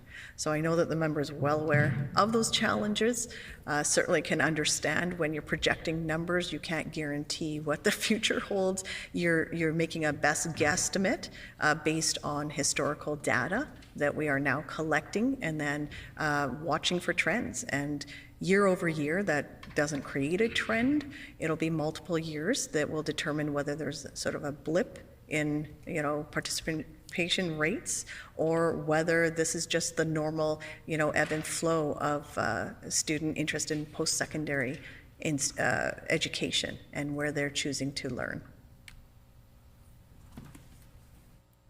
The Honourable Member for St. Vital. Thank you. On page 39 of the estimate book, It says that the department is continuing to develop a new tuition fees and student fees policy. Can the minister provide a timeline for this initiative?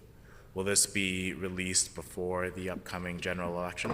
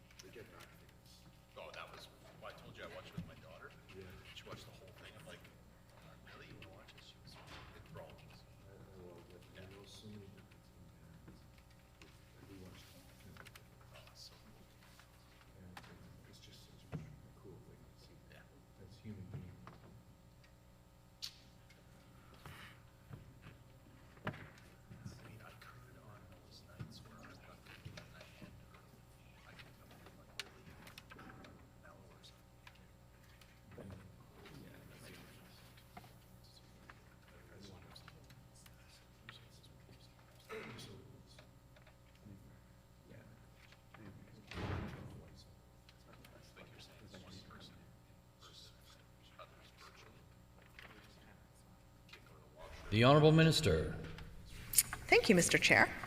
In answer to the member's question, we have three pillars when we're looking at the student fees and assessing some of the aspects that are important to students and making sure that Manitoba remains affordable for those seeking post-secondary education. And those three pillars were affordability, sustainability, and predictability. Consultations happened last summer, fall? In the spring, sorry, spring 2022.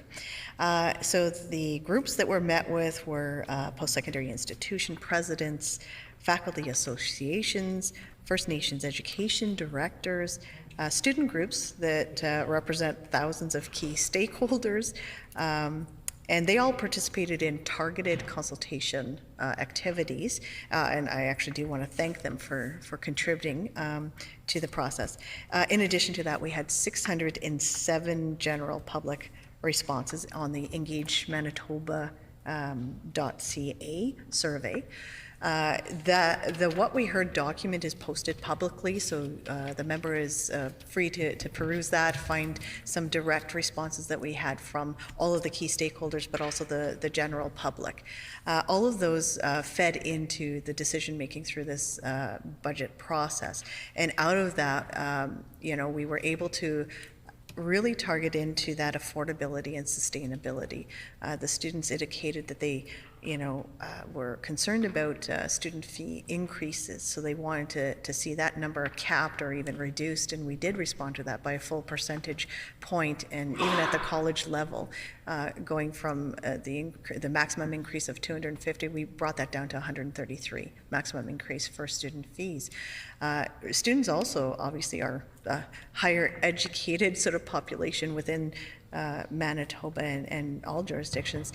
They recognize too that there's a need for sustainability of post-secondary institutes to keep the education level high and excellent.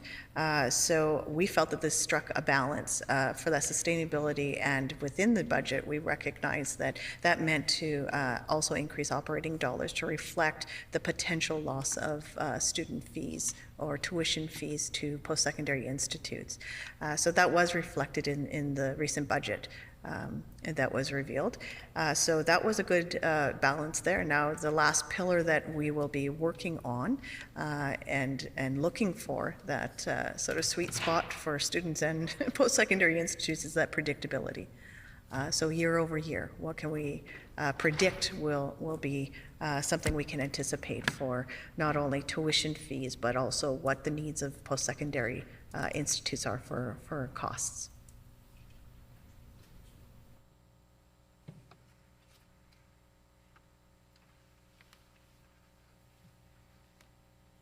The Honourable Member for St. Vital. Thank you. So the Minister points to the consultation and the work that was done by the department to action that was taken in this budget. In the estimates, it also says that it's a key initiative. So is the work still ongoing? Is there still more consultation being made on to reevaluate student fees policies and student tuition? Is this still ongoing, or is that all that work done reflected in this budget and it's no longer ongoing? And I ask this so that I want to understand if students and faculty and administrators and presidents should be expecting further changes to the way tuition and student fees are laid out.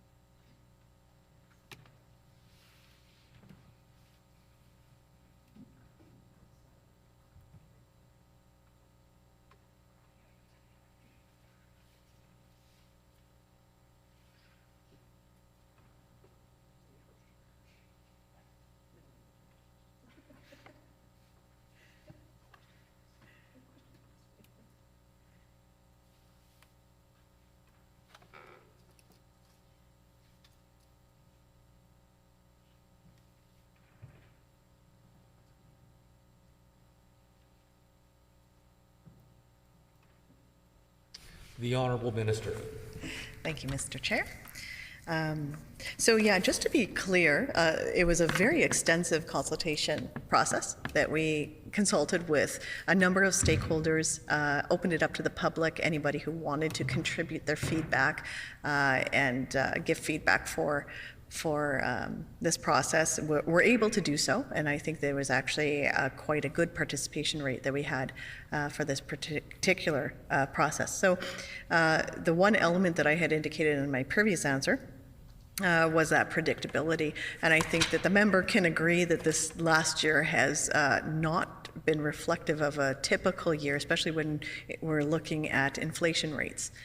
There was a lot of unexpected jumps in the inflation rate, and to base some of the decisions or projected numbers on this last year's inflation rate jumps would have been irresponsible. So that's the last element that we have to consider. We did get all of the feedback through the consultation process that was necessary for some of those decision making, and in a unique period of really unexpected inflationary rates, it was not going to be the right time to set policy based on that. So we'll see how the year turns out. We've already seen some of those rates starting to decline. We hope that that trend continues. And that will help us to better anticipate what the actual costs are going to be year over year in the post-secondary arena. The Honourable Member for St. Patel. Thanks. Does the minister, does she, as part of the consultation, have plans for any performance-based metrics or formulas to be used for funding? And I ask this because I know that at least part of the consultation was to evaluate the prospects of that type of strategy used in Manitoba. And so I ask whether this is an idea, or this is still part of the government's and the minister's office's plans moving forward for post-secondary in Manitoba.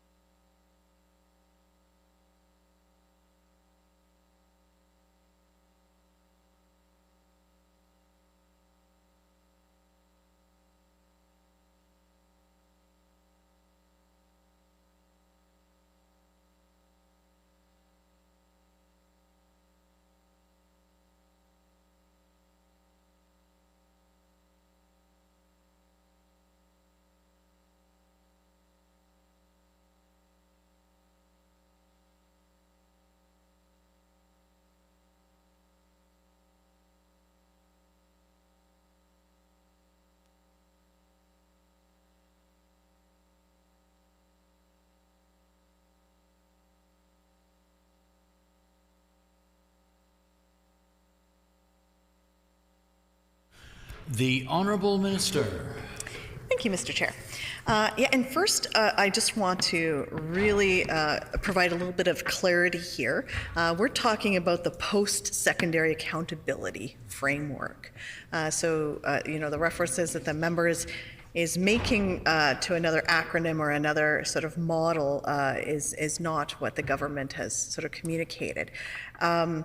And I think a little bit of clarity as well that this is separate from the tuition fee consultation process.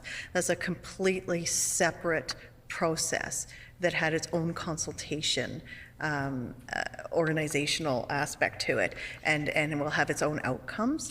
This is separate from that. So this is, although obviously there's similar stakeholders that will be involved in the consultations, we are still in the midst of the consultations for the post-secondary accountability framework, and we continue to meet with stakeholder groups, and I think that we are in the process of now organizing to meet with the Indigenous stakeholder groups to give feedback on the model. And again, sort of to give a little bit of that background, the genesis for this process unfolded after consultation, obviously, with the Office of the Auditor General, and certainly the member opposite is familiar with the report that did highlight that there needs to be more focus on the governance structures and oversight to post-secondary institutes, and including that accountability to the taxpayers. So being more transparent on where the funding, which is taxpayer funding, is going, what's being invested in, what are the outcomes. In all of my meetings with leadership within post-secondary institutes, all of them agree that this is very important, that they agree that there needs to be accountability, there needs to be transparency. There is absolutely no hesitation for their participation and agreement that we need to put into place practices that the general public can also look in on the activities within post-secondary institutes, what programs are being grown and invested in, and then how is that connected to jobs in general. I think that students would be interested in that too, making sure that what they are investing in for their education is going to ultimately result in an opportunity to work and earn funds and build their life around that education. So I wanted to really provide a little bit of clarity, a little bit of that background. I have had meetings and listened to the feedback that had come out of the initial consultations in this process.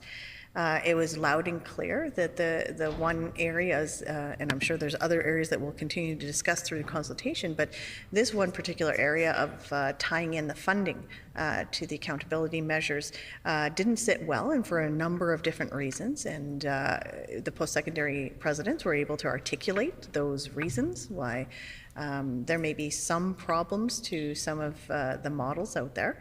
I'm going to be meeting with some of the faculty associations as well. I think they'll be happy to hear that we are no longer going to be including that as part of the consultation process. It's not going to be discussion tying to funding for various programs, that we will continue to focus on the elements of accountability and governance, which they are happy to participate in.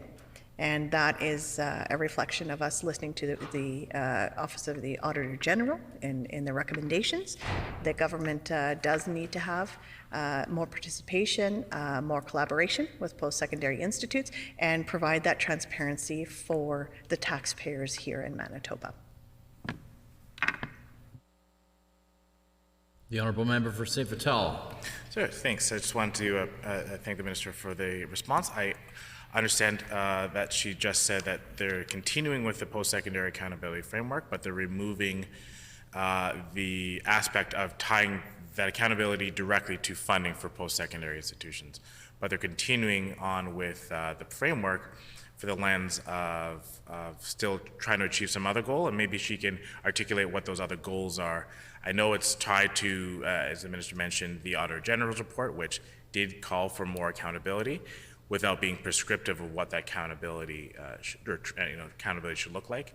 Many people have talked about greater transparency through institutions, greater transparency in government working relationships with those institutions, or what that transparency would look like for funding over multiple years, as ways to increase accountability.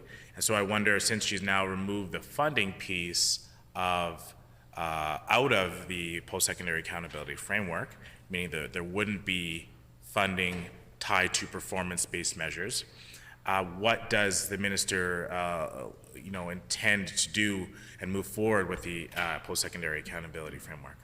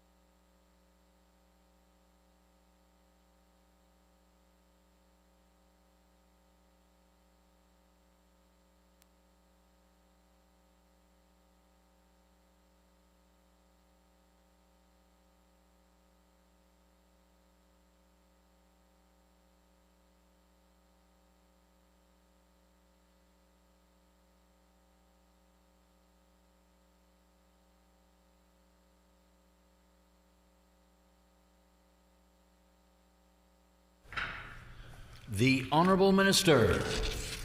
Thank you, Mr. Chair. So first, I kind of want to break down the answer into sort of two different parts. We've mentioned the Office of the Auditor General and the recommendations. We've already sort of implemented some of the concerns surrounding sort of the governments and giving some government sort of not directives, but sort of an overview of some of the areas we would like post-secondary institutes to focus on. So that was included for the first time ever in their budget letters.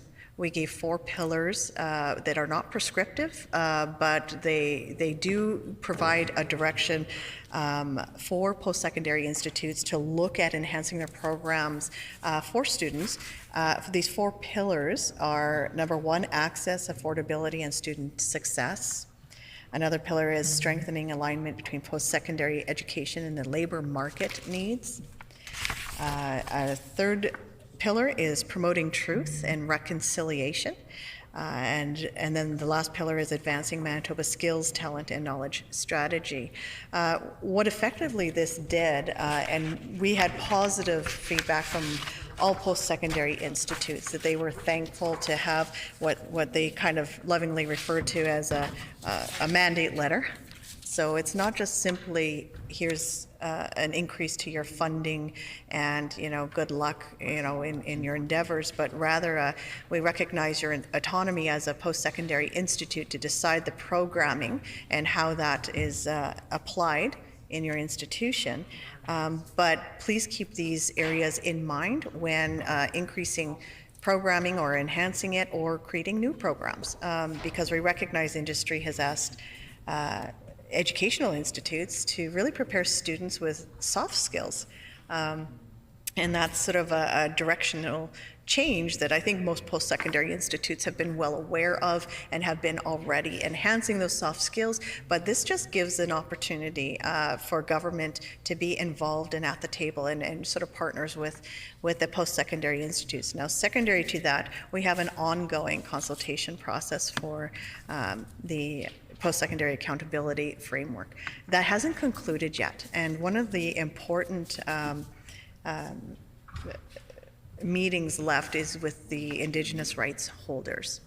And they have a very unique and important worldview and experience that needs to influence and educate overall this framework before we sort of come with outcomes. So, the members looking for, well, what do you want to get out of this? What do you anticipate? What are your aims? What are your goals? Our goals are to hear from all the stakeholder groups, including the Indigenous rights holders, to inform overall the strategy and a strategic plan moving forward that universities and governments can follow with an understanding of student needs, post-secondary institute needs, the sustainability of that, and then a reflection of the labor market needs.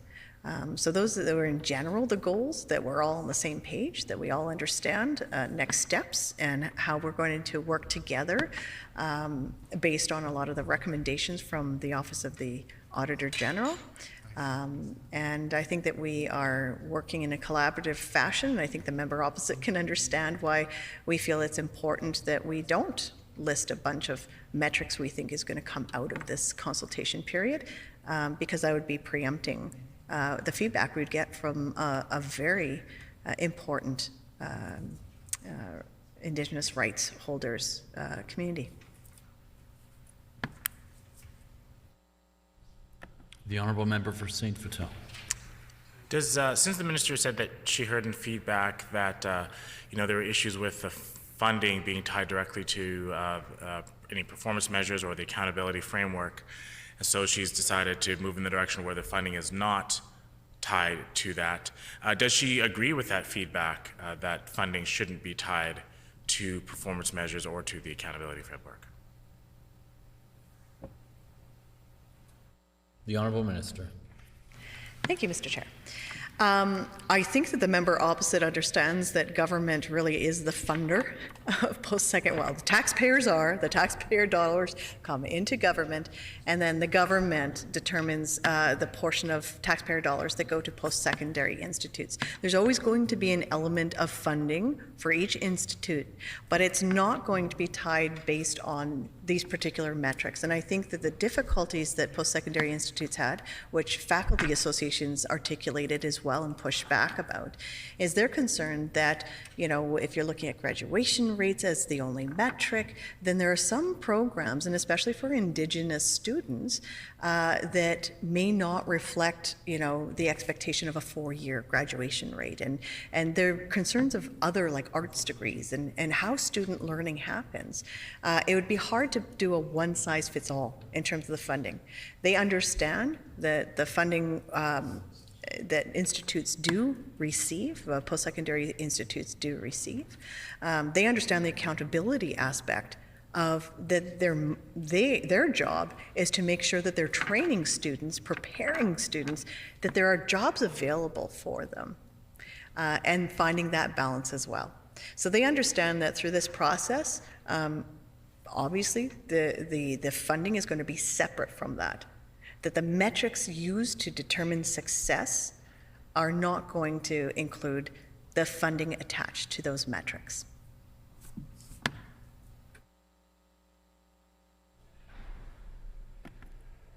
The Honourable Member for Transcona. Well, thank you, Mr. Chair, for the opportunity to participate in estimates in this particular department. It's of great interest to those that are educators, because, as you know, the education thing goes on throughout our lives. It's important to note, Mr. Chair, that there are approximately 192,000 Manitobans right now that don't have the literacy levels to fully participate in our economy. An economy, Mr. Chair, that is rapidly changing, rapidly evolving, due not only to outside international pressures, but also because the work itself is changing. I would like to ask respectfully the Minister, what is the status of the comprehensive review of adult ed in Manitoba that is being undertaken and is articulated on page 22 of the estimates book?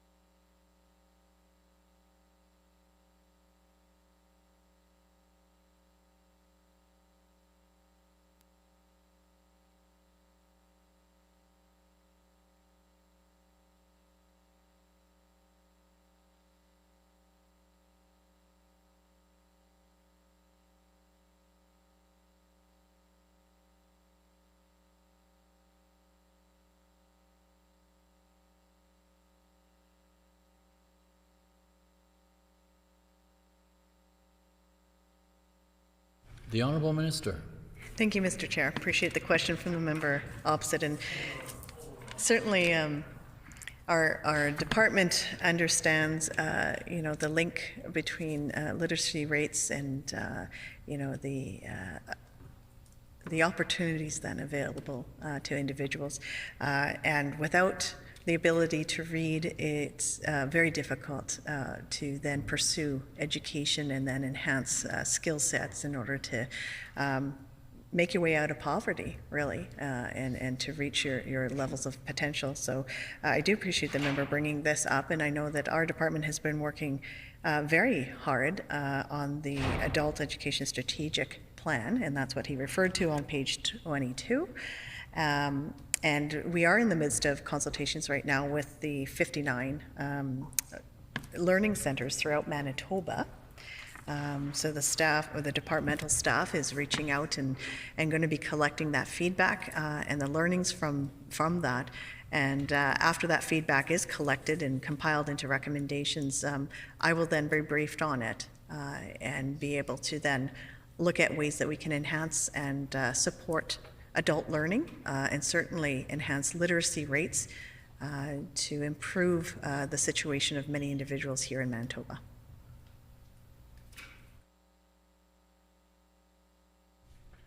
The Honourable Member for Transcona. Well, thank you, Mr. Chair. Part of this is having the data at hand with regards to the number of adults that are currently enrolled in adult ed programs and adult literacy programs. I'd like to ask the Minister how many people are currently enrolled in Manitoba in these programs, and if they can provide some of the data since 2020 regarding this. Enrolled. Sorry.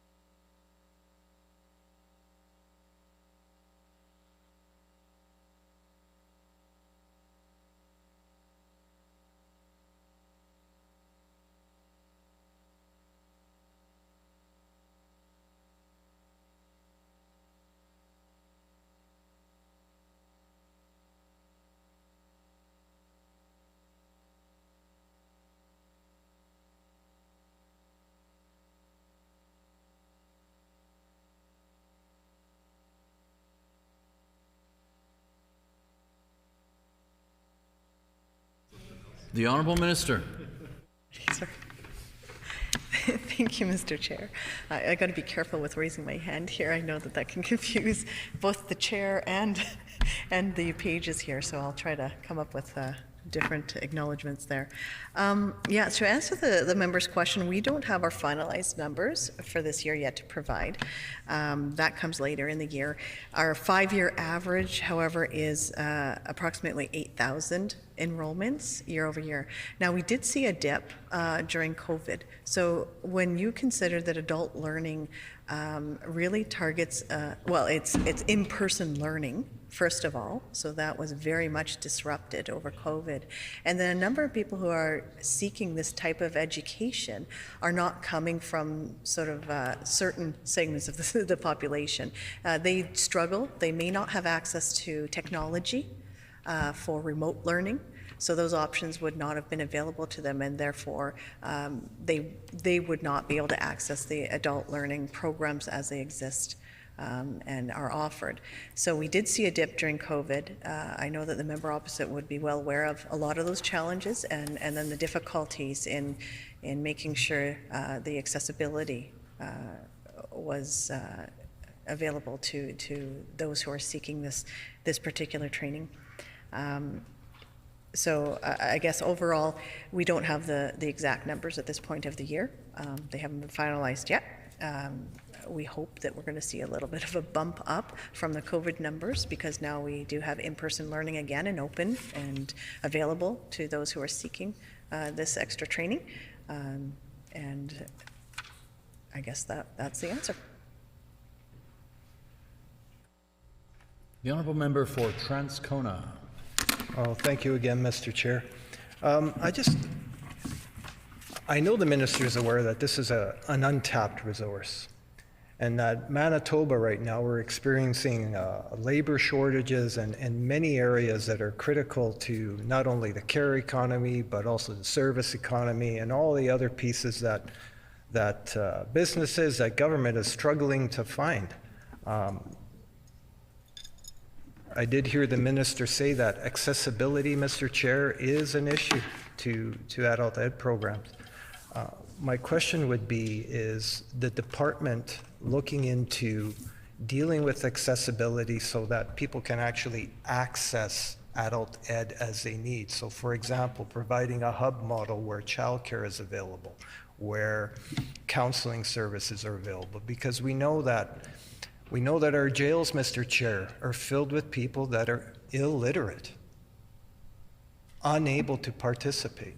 We know that we have segments of our population that don't have the literacy levels, and it's going to take, I think, during a point of inflection that I've been on record as saying that we're at right now, where these are opportunities presented to us that are going to require some innovative thinking. So if the minister can provide a bit of an overview of what they're doing to meet this or to tap this untapped resource that we have here, right here in Manitoba, to deal with our labor shortage, to help people feel really good about who they are, not only as learners, but also as contributors to our communities.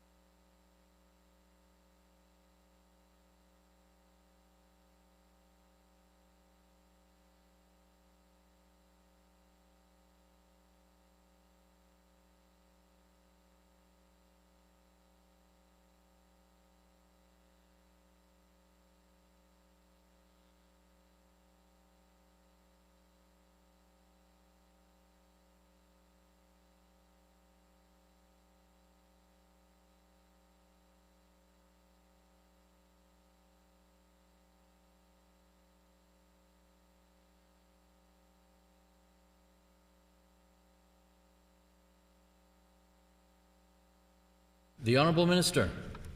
Thank you, Mr. Chair. The member raises some very good points in terms of some of the barriers to learning that adult learners may face.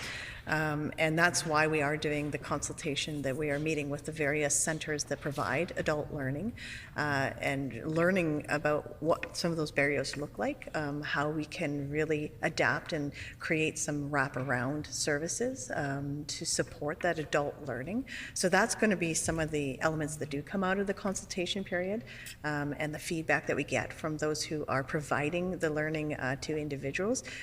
They are probably the best skilled to give feedback about why some of their students either are doing very well in the program or are struggling. They would be more familiar with some of the personal struggles maybe and some of the limitations that each individual learner would face. So based on those consultations, the feedback we get from each of the centers that are throughout the province. We have a number of different centers. I think that I had said there's 59 centers throughout Manitoba, and a lot of those are small community sort of hub centers, which I think is an important element too, that it's located relatively close to where the individuals will live and can access.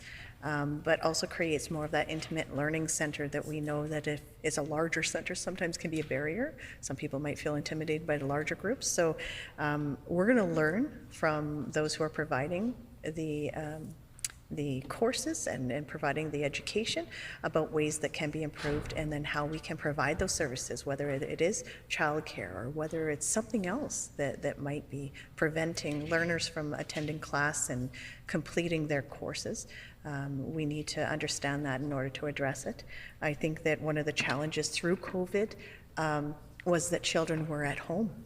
So some of the adult learners were not able to attend classes or participate because they had to provide that childcare or oversight for their children in their own learning experiences. So obviously seeing that children are back in school now freed up some of the time for some of the adult learners as well. So we are constantly learning about how to improve the program, the areas that need more attention and more supports. And I do look forward to the feedback that comes out of this consultation time with the learning centers.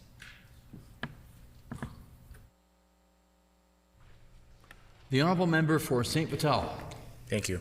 Sticking to the topic of adult education, the Minister mentioned a 5-year average of approximately 8,000 adult learners, but the last report we had was from the 1920 year, so we don't have any specific numbers since then. Can the Minister provide in the years subsequent, even if she doesn't have the current year? So can she provide the learners from 2021, followed by years 21, 22?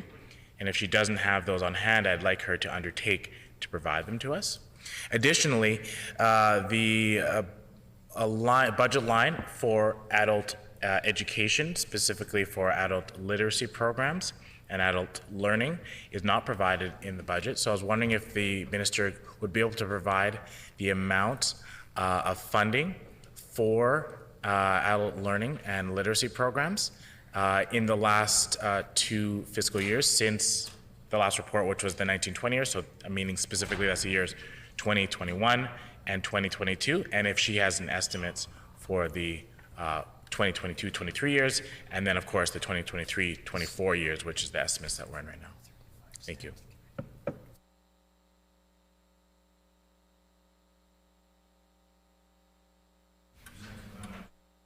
And as well, just to clarify that if she doesn't have that information on the budget line, if she can undertake to find that information and provide it as well. Thank you.